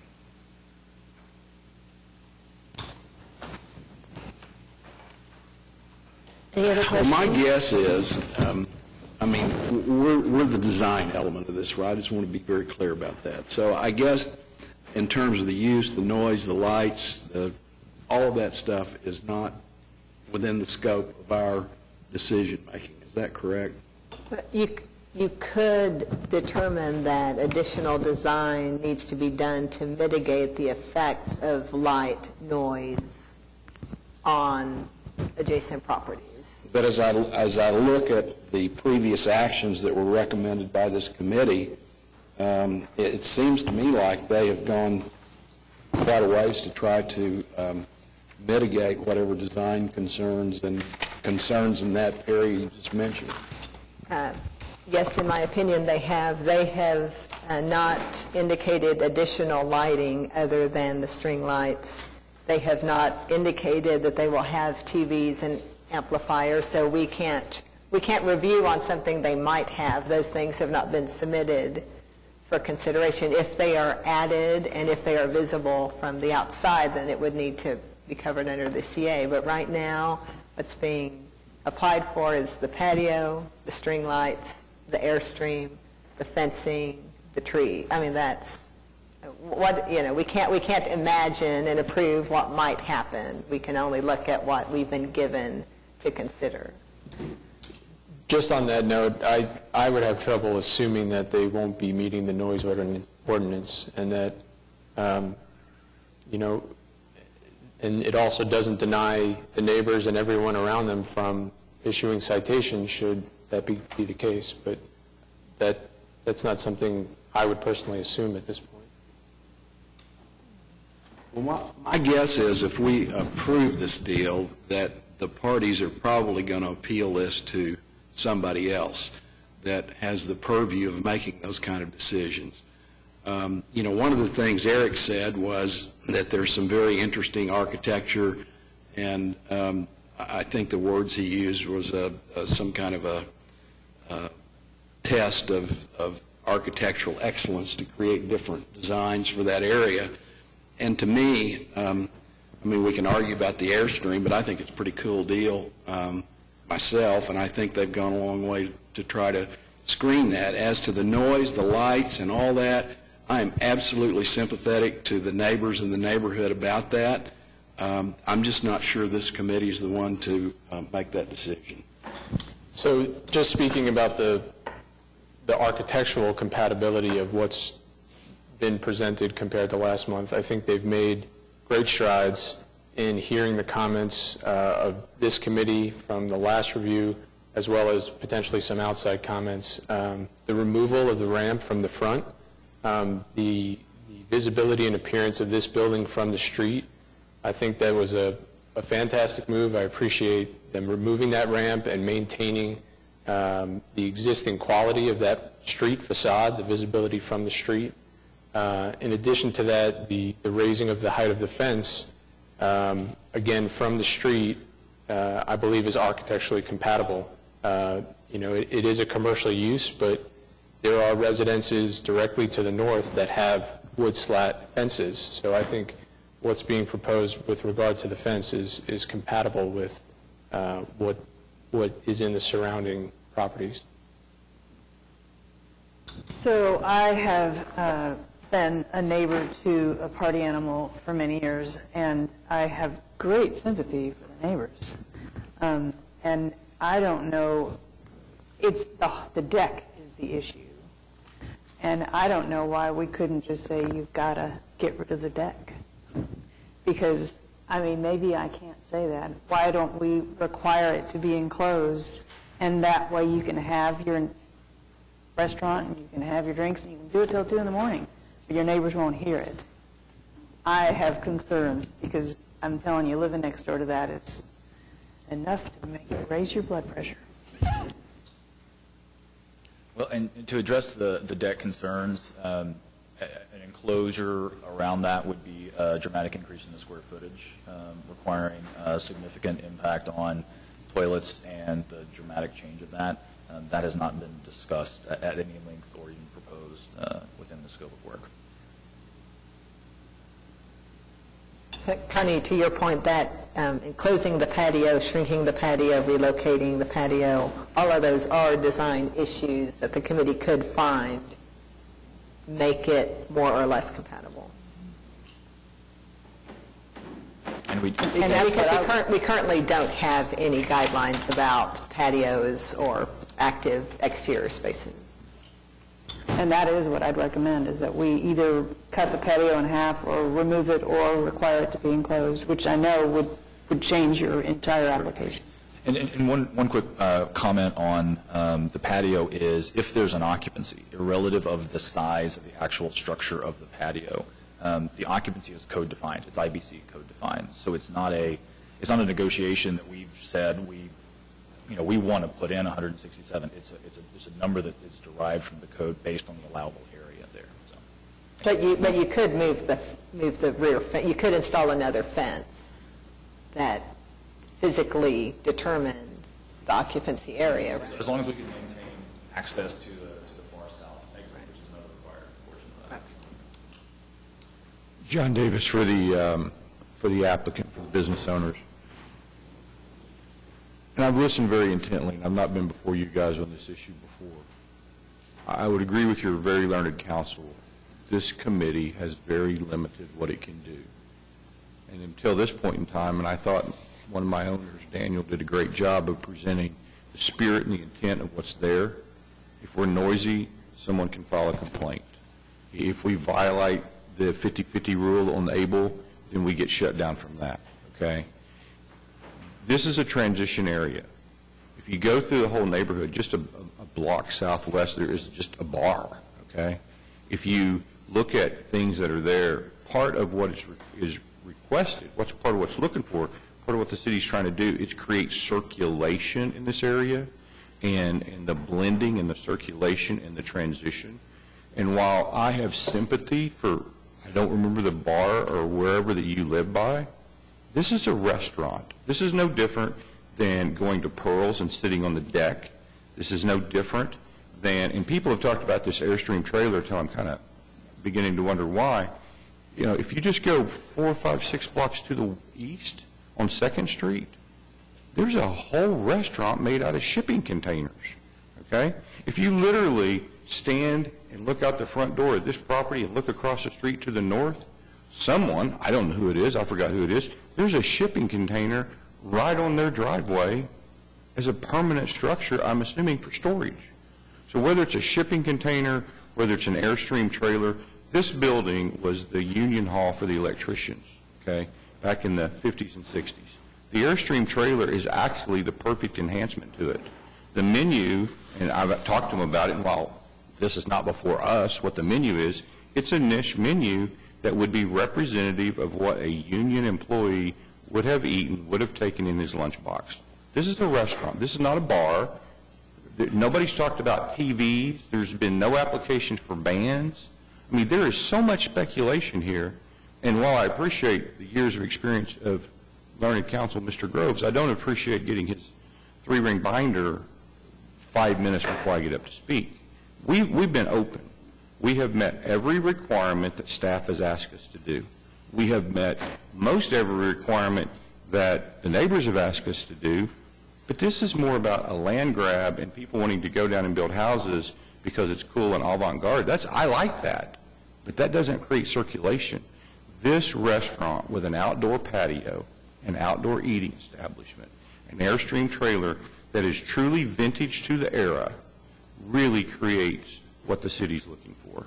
And I respectfully request that this committee approve our application. If they want to object, if they want to file an appeal, let them do it someplace else, but let us move forward so the city can move forward. Thank you very much. Please, if you can keep it brief, we need to Try move. to. All of the documents in this binder are public record. There's nothing that would have surprised them if they wanted to look them up. What I want to sincerely plead with the committee to do is look at this design. We have people telling you this is a restaurant. If it's a restaurant, there should be no problem in enclosing it. But how many restaurants do you know of in the city that have a bar in the backyard? The Airstream is a bar. That's what it's there for, to serve drinks. I wonder about this rule that if the applicant doesn't say anything about TVs, doesn't say anything about bands, doesn't say anything about noise buffering, that then the issue goes undecided. All we have to do is look at the setup, and it's easy to see what's intended. There's going to be a deck out there for people to gather on, and no design requirements on the plans, or that have been mentioned, to deal with the issues that kind of congregating involves, particularly when there's alcohol. So it is a design issue. What design modifications can be made on these plans to assure that the noise and the light and all of it is not going to disturb the neighbors? And I don't see anything. So Okay. thanks Mr. for Grove. allowing me to rebut. Thank you. Thank you, Mr. Grove. One more comment. Clarification. The Airstream is not a bar. It has a major food prep area in it. Major food prep area. As a matter of fact, in talking with my clients, they truly believe that because we have good falls, good springs, in those days that are there, you can put outdoor heating and you can put outdoor misting. It's a food prep area. The major part of the food prep area is in the Airstream. It's not just a bar, okay? If you want to talk about where there's also food prep inside the building, the other building, it's a food prep area. That's all I want to say. All right. Can I ask a Gentlemen, question? thank you. Danielle, About please. intent. Is the intent and use to only have people on the patio area, or is the area that's south of the Airstream intended to have people as well? No, when the Airstream got rotated, the deck is on the north side of it. The chairs will be on the north side of it. That is the eating place. That south of the Airstream will be grass and trees, and there will not be people down there. Okay, so to limit the area intended for use, but still allow egress, and maybe to help address the noise concern, I think someone suggested, but could you install something that would actually limit people from going back there other than egress, and then, just provide a gate for egress? Only saying that may, mitigate the chance that that's also going to be used as an area that people will get together in, and may limit the number of people outside on the deck. Because that 167, that is based on the entire area, including the yard south. You're talking about the south side of the I mean, it looks like no one's going to be there, but I'm just saying, let's just say, nope, that's not really going to be used as part of the project, and it's going to be limited in area to the deck, and make it clearer, I guess. However we can make it clearer, we will. But no, it's not. There's no decking. There will be no chairs, no tables, no anything. We can, if we want to put up some sort of an aesthetically appeasing little block, okay. But we have to get around the backside of the Airstream. We have to be able to get back there, and we don't want. We also, the trees are aesthetic to our people on the deck, okay, so that they can see them. So we don't want to block that part of it. think of it more in terms of a trees and a garden versus a place for people to go and mingle. I don't see people mingling there. Yeah, I'm just thinking. There won't be a pathway created back there. There won't be a walkway back there. There won't be a sidewalk. There won't be stepping stones. It'll be grass and trees. The occupancy that it says on the deck of 167, that's the deck occupancy, not the building and the deck occupancy. That's the entire backyard. That covers the entire area, because at this point, we had not discussed the separating that area off or removing that. I think that's something that we could certainly discuss, but that doesn't necessarily have an impact on the noise. It doesn't necessarily have an impact on the concerns that the neighbors have had. What's been shared with me directly was no matter what design changes are made, they'll still oppose it. And it was said directly to me in a meeting. And I recognize that that's their intent and that's their concern. So each of these items become picking points for that. The code occupancy comes down to just a general assumption of able commission and defined boundaries. If they're going to put up a fence across the south boundary, that was the intent, to use the space that's allowed by the zoning code to conduct business. The limiting factor, of course, is occupancy, but the code it's a maximum. It's a not to exceed. If the fire marshal comes through and determines that there is a lower occupancy area, which they can do at will, they can define that area separately. But as far as our application is concerned, it is designed to accommodate the highest possible occupancy. And so the fencing or the separation of that initially included that. Our suggestion was we could limit access to that south side, but the code still shows it as 167 maximum because that's in the able commission requirement. Right. But right now, anyone could just walk back there. There's no regulation or there's no limiting of who. I mean, besides that, you may not want to be there, but we haven't directed people not to go there or put in any barrier or anything like that. And I don't know if that would help to address, but it would certainly, although your code is still evaluated at 167 occupants, the actual usable area would be reduced to half of that, it looks like. So, maybe you're, closer to. It could potentially reduce that as much as a third, but I think I would want to put the application that we have before you so that we can get an understanding from what the intent is, the business plan that's been put forward, and the intent that we've shared from the very beginning is complete occupancy, or including all of that area. We've done everything we could to accommodate their noise concerns and everything else. Still, though, no matter what design changes we make, it appears that there's still going to be opposition. So if we get some assurance that if we can make a minor modification to the occupancy and that would satisfy their concerns, I think we'd be all for that. But it's been told to us that the opposite is true.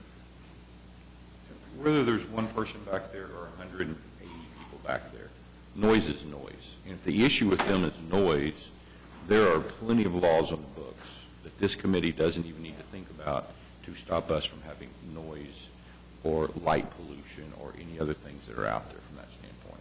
So the deck itself will limit the number of people that can be back there and on the deck. Blocking people from seeing the trees doesn't make a lot of sense to me, which really an issue of making sure that our crowd that are eating our sandwiches, are actually controlling themselves and that we're being good neighbors.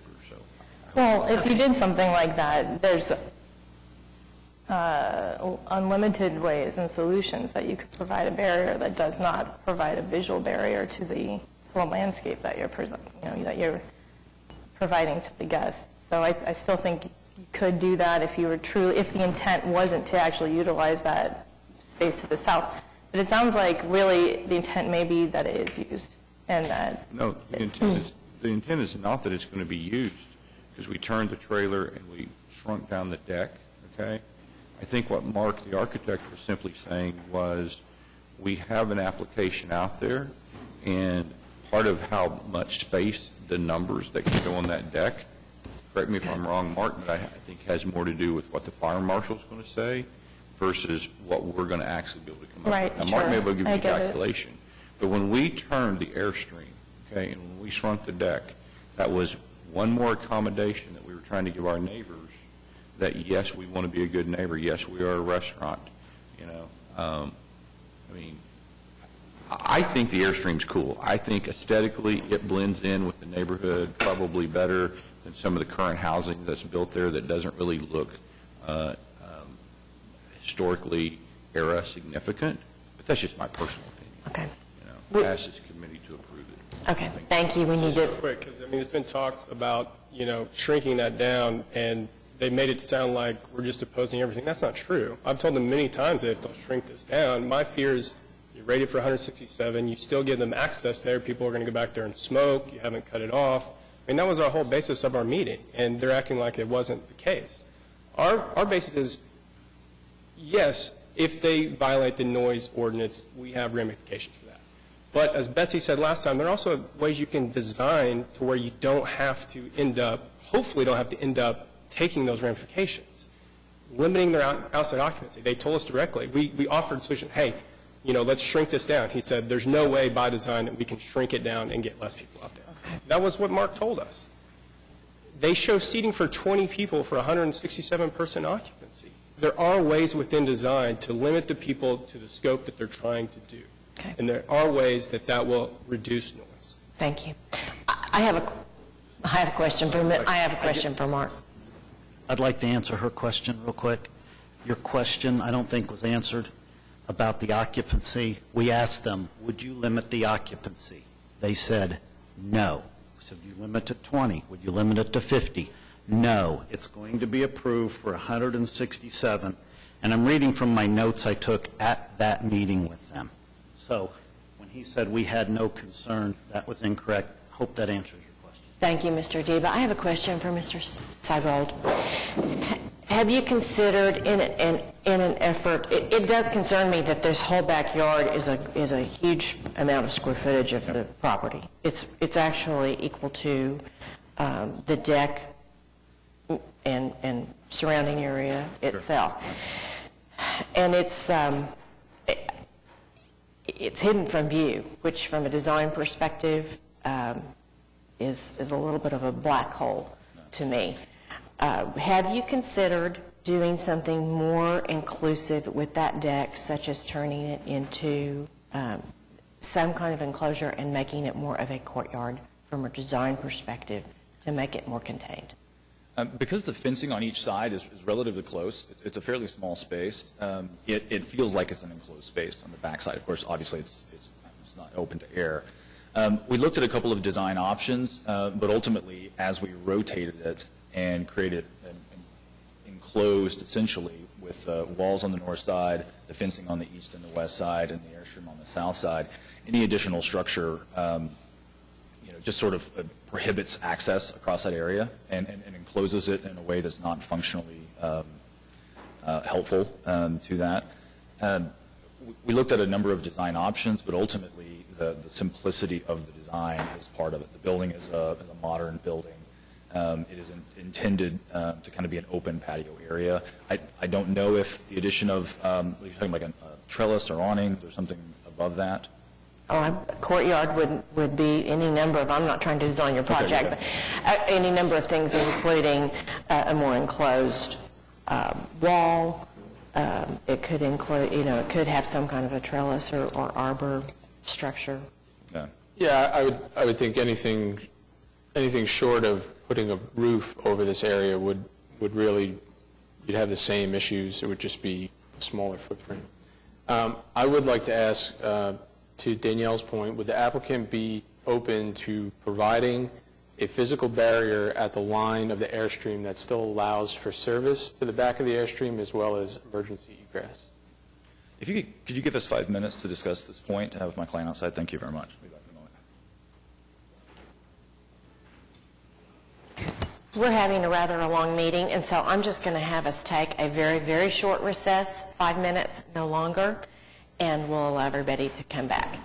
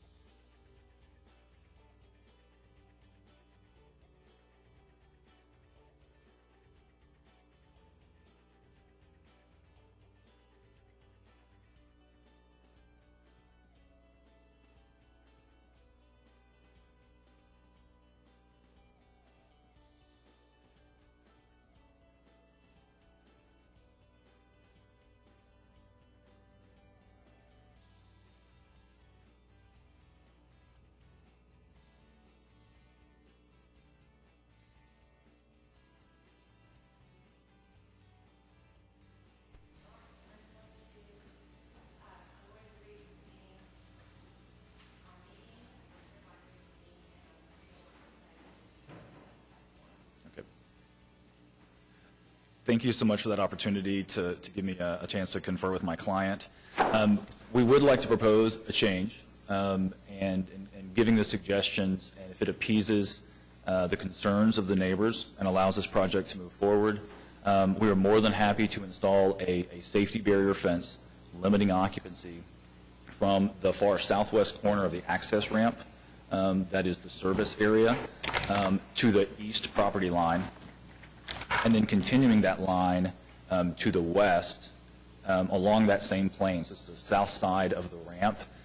Because they will have to store some trash, there will have to be some minimum just uses outside for the purposes of stacking the rolling carts whenever you're coming in.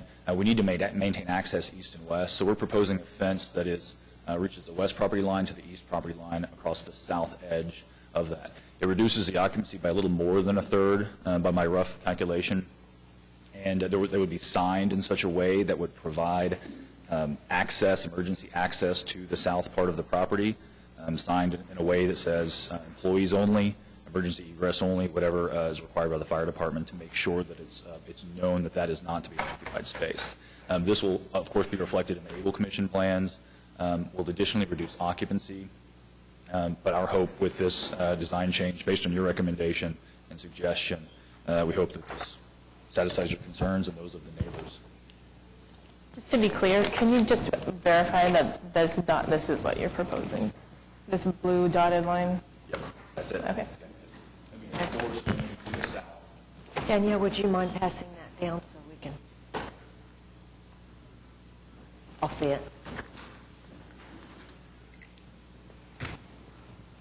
So how high would that fence be? We're looking at about 3.5 to 4 feet. Just for safety concerns, we're going to make sure that there's nothing back there, maintaining visual access and security in that area. And we're proposing to use a wooden fence similar to the adjacent fences. Okay. Thank you very much. Are there any further comments or questions? Are we ready for a motion?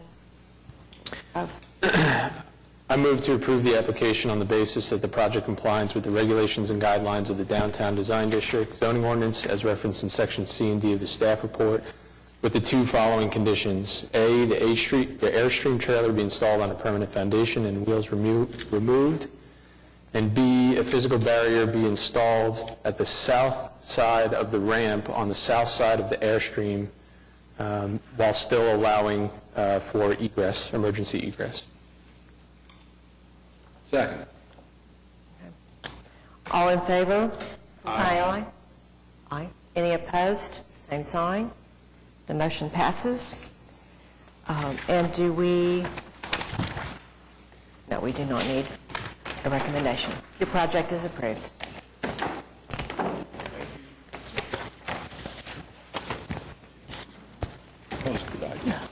Okay, good. We're now moving to 6D 701 North Hudson. Will the applicant come forward, please?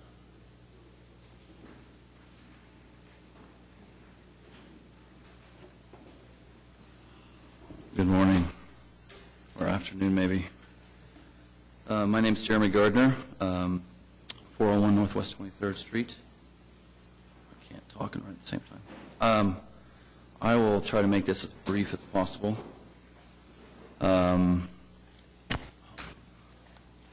So I think that our project, we don't have Airstream nor Horsetail Rush, so we should be able, hopefully, to kind of plow through this. But so the lot that this project sits on is at the northwest corner of 6th and Hudson. It's about a 23,000 square foot, 5-story new build, masonry. I think it'll be 11 residential units. The ground floor unit will be a live-work unit, so it'll have a little bit of a residential presence there on the corner, on the southeast corner of the building. We also have covered parking off the back. I think the issue that we're working through with staff, and we've actually already met with with Mike Wilson and Jeff Hines regarding the drive lane width, which is the 23-foot width, which is what we're given once we introduce a retaining wall on the west side of the property, and then the west edge of the building is sort of the only issue that we really are still trying to work through. So, do you guys have any questions? I also want to point out that the streetscape is not up for consideration yet. The applicant is working with Public Works and Traffic Commission on some significant changes. So those are shown, but those aren't being considered today. They'll come back. Okay. So the streetscape and the landscaping Correct. well in the streetscape. Right. And there's some demolition work at the existing curbs. None of that is in this application. Okay. We'll see you again. And as you can tell from the staff report, there's really only the one issue of the 23-foot access to the parking spaces, which are actually in the building, and that will require a variance. So you'll see at the end of the staff report, it will require 2 motions for that, and staff is not that concerned about reducing it a foot because there's very few parking spaces. It's not a huge parking lot, and it's not like it's open to anybody unless they actually live in that building. Okay. I just want to say I think it's a beautiful building, very classic, and I like the design very much. I love the use of the materials, including the copper. Very interesting. Thank you. I agree with Gigi about the appearance of the building. I think it's very nice. On the south facade, is that one consistent plane of brick? Yes. You mean, are you talking the north facade, the one that's just solid? The south facade. The south facade. The one okay. that faces 6th Street. Okay, gotcha. The one there on the right in the picture, okay. Yes. That's correct. So I would, with as much kind of dedication there was to the east facade facing, is it Hudson? Yes. Yes. When I first saw the perspective, I was kind of forecasting the same kind of articulation on 6th, 6th being one of the major east-west arteries of downtown. I guess just from a personal standpoint, I'm kind of, just having the south facade as one flat brick plane, would have liked to have seen, the same treatment that's going on the east facade on the south. Now, the balconies aside, not to say that, but there's some moves with the brick, as far as pulling them in and out of plane. Yeah, I think that same brick detailing that you see along street level on Hudson do wrap around to the south side. So you still see, the tactility of the detailing of brick will be consistent on both Hudson as well as on 6th Street. I will say, too, though, that it does step back, given that the penthouse does step back from that. So it's, the 4 stories of brick, and then you have the copper-clad penthouse that is recessed back. So, and, trying to maintain the vertical proportions of the windows and things of that nature, I think, kind of lend itself well, I think, to breaking down the scale of that facade. And it is only 51 feet wide. So I think...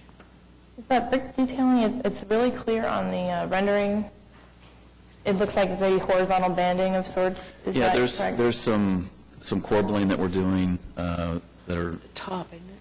It's at the top, and it's also right at the base of the building, so that, you kind of read the base and shaft of the building as being a little bit different, so... I thought it was a really nice presentation, I wanted to say, in terms of the clarity and ease to understand. So I appreciate the packet information that we got and what was included. I think it was nicely put together, and it's kind of nice to easily read the building and understand it. So I appreciate that. I was just curious. I think the copper is really interesting. I don't know that I've seen it before, so I'm pretty interested in the material and wondering, is it a copper colored metal panel, or is it actually copper and that it will patina over time? We're planning on copper that will copper. patina over time, so it will darken with age. I like it.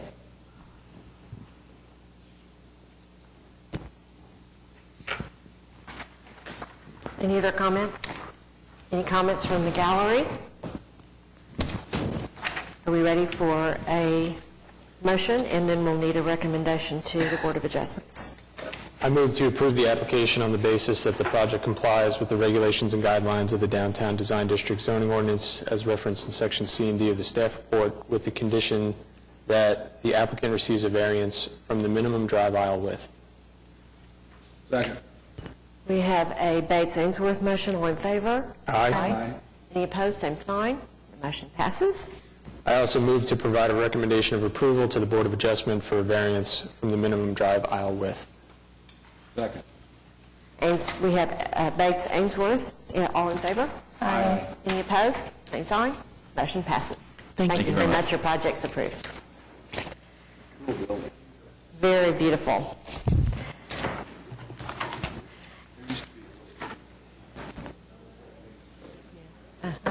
Yes.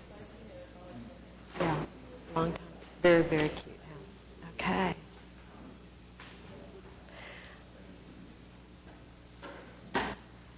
Last but certainly not least, we're here to see a very exciting project, and so thank you for your patience. Gigi, these are, the last two items are two different case numbers, but it is the same project, so staff and Chuck will present them together. This is a project Chuck has been working on for many years. It's to install historical markers throughout downtown and Bricktown. He and us have worked through many stakeholder issues with small groups, accessibility experts, everybody who has to ultimately approve this work. So we've gotten to this point. The markers are larger than what is ordinarily permitted for identification signs in the right-of-way, so they would require a variance. That's the only issue we've identified. Okay. Just for clarity, is the only reason they are two different items is the addresses that they're associated with? It's the owner. Yeah, the addresses and the owner. Okay. We're ready. Great. Well, thank you very much. I'm delighted to be here.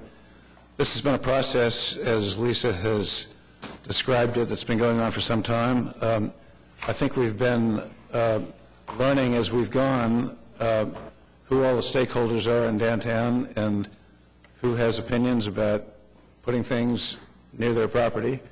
And so one of the things that we had to do in this application was to determine who the owners are, whose signatures would be required to file these applications.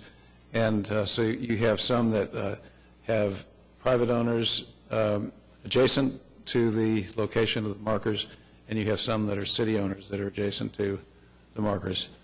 But really what we're here for is to tell the story of the founding of Oklahoma City. And this is a story that unfortunately is not visible on the ground today. But of course, one of the great things about the land run and the time that it occurred is that we do have a photographic record of much of what happened at that time. And so this amazing story about the settlement of Oklahoma City is told in pictures as well as with these historic markers, with graphics and with other things to illustrate what happened and how it happened in 1889.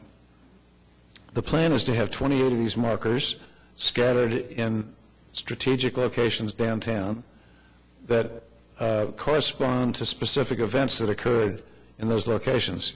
So what we're applying for today are 24 markers in the CBD. The other 4 will be in Bricktown, and those 4 went before the Bricktown Urban Design Committee yesterday and were approved, I'm happy to report. And so today we're here with the 24 in the CBD.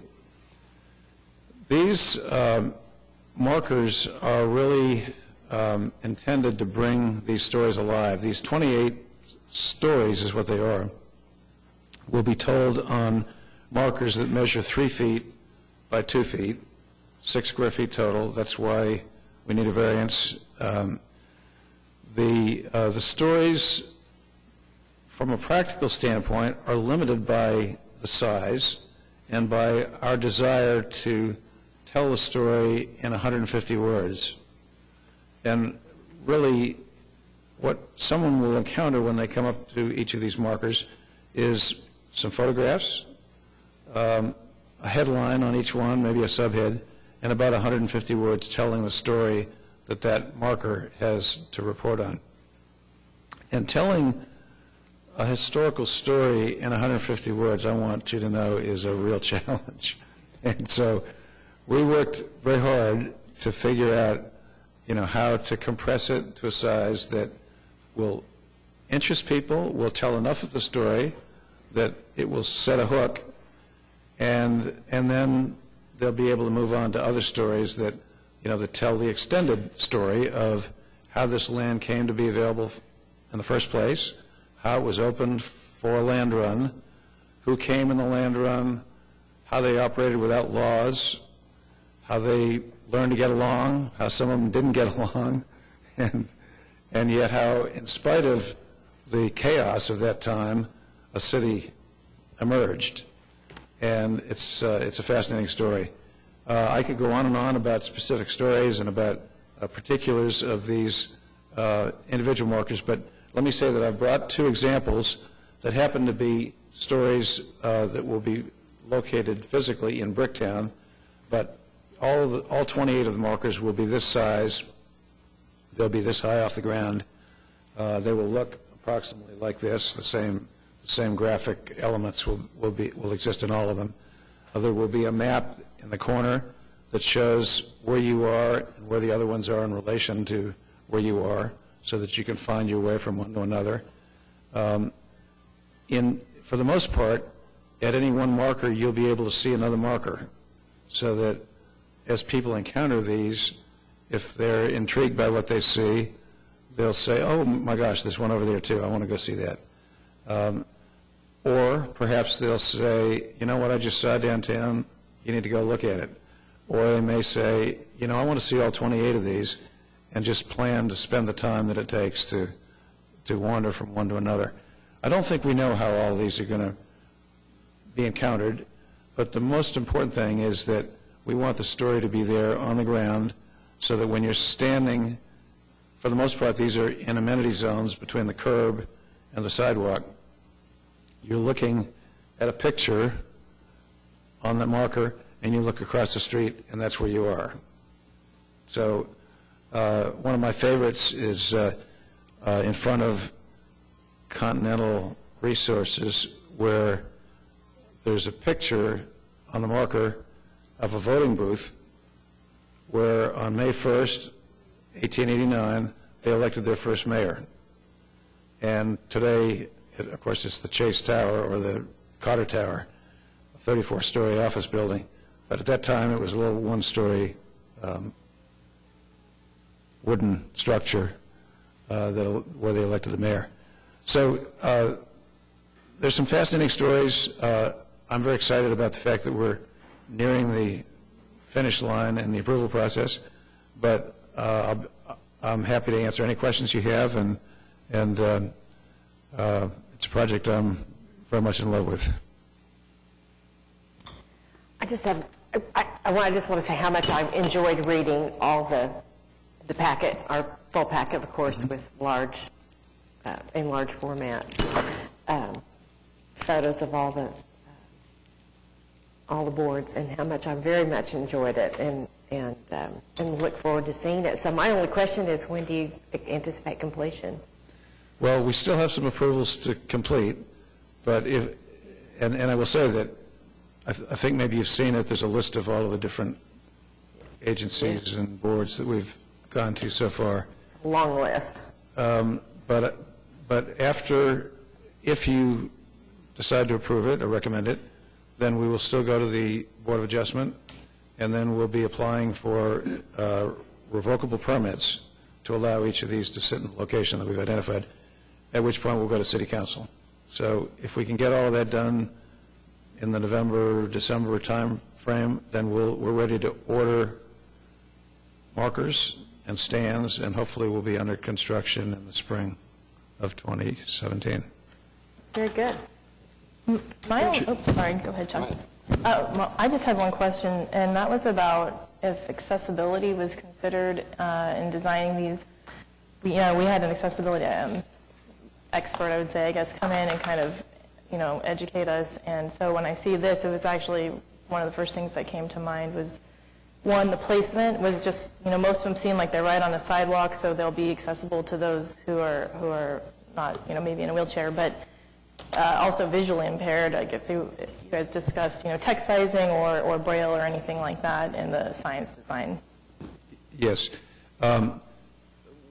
These will be ADA compliant, and the location in the amenity zone means they're not in the main path of travel, but they will be accessible from the sidewalk. They will not include Braille. That's really more than we can accomplish in the marker itself, but we will have a website, and since most of us carry mobile devices these days, you will be able to, at each of these markers, type in on your browser 89ertrail.com, and you'll be able to pull up the story that's being told at that location and at other locations. So if you're hearing impaired, or if you're visually impaired, then you can hear it in audio here. There will also be other resources on here that would not fit on the marker. So there will be a more comprehensive story available. And there may be opportunities in the future to expand ways in which this can be accessible to those who have other impairments. But the things that I've described are what we have been able to build into our program to this point.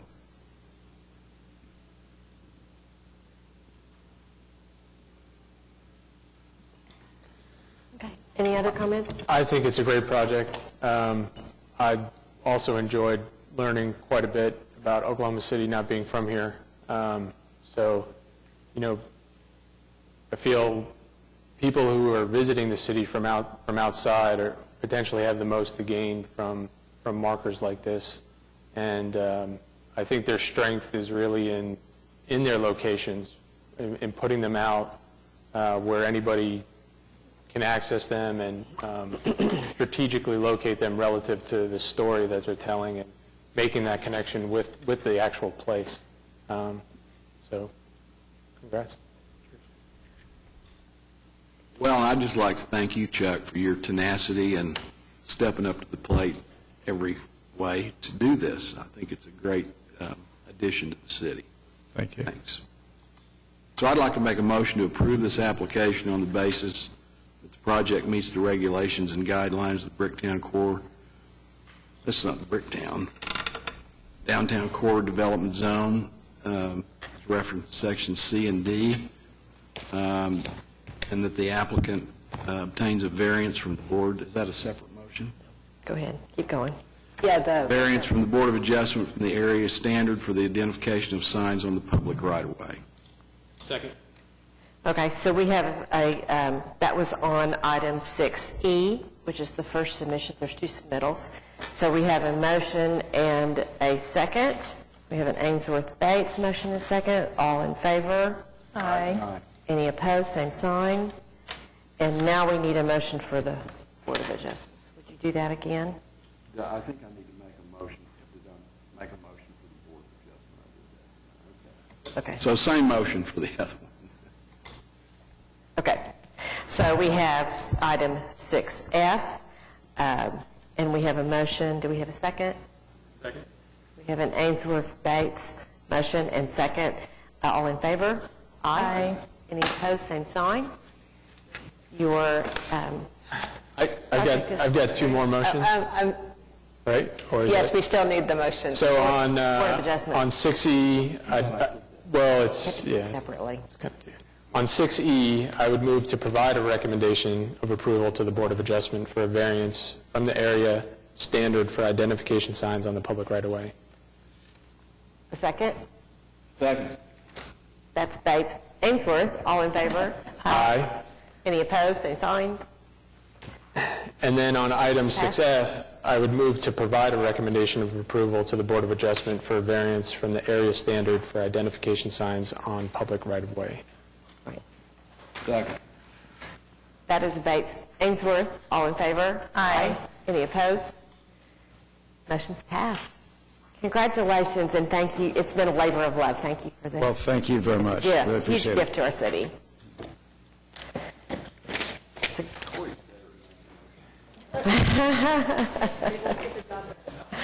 They do. Okay, under other business, we have our 2017 meeting schedule before us, and I guess that's an action item, so do I have a motion on that?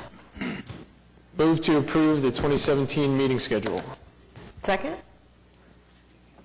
Okay.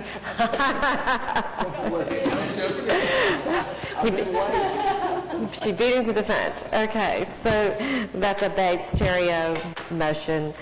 All in favor? Aye. Any opposed? That motion is passed. And I just want to note on the administrative approvals, there are 19 of them, and it's just incredible what you all are doing. Brian and Lisa and your staff. Yesterday I looked. Yesterday, so we got our 139th case. For 140. 100. We were up to Well, 141. earlier in the afternoon, I got case number 139. Last year, so that's the calendar year, so through September 13th. Last calendar year, we had 144. Total for the year. For the year. And we're already at 140 right. in September. Yes, so that's, and you guys have noticed this we've had long meetings, very full agendas, but it's good. Things are happening. Have a lot of cases. Well, we have some.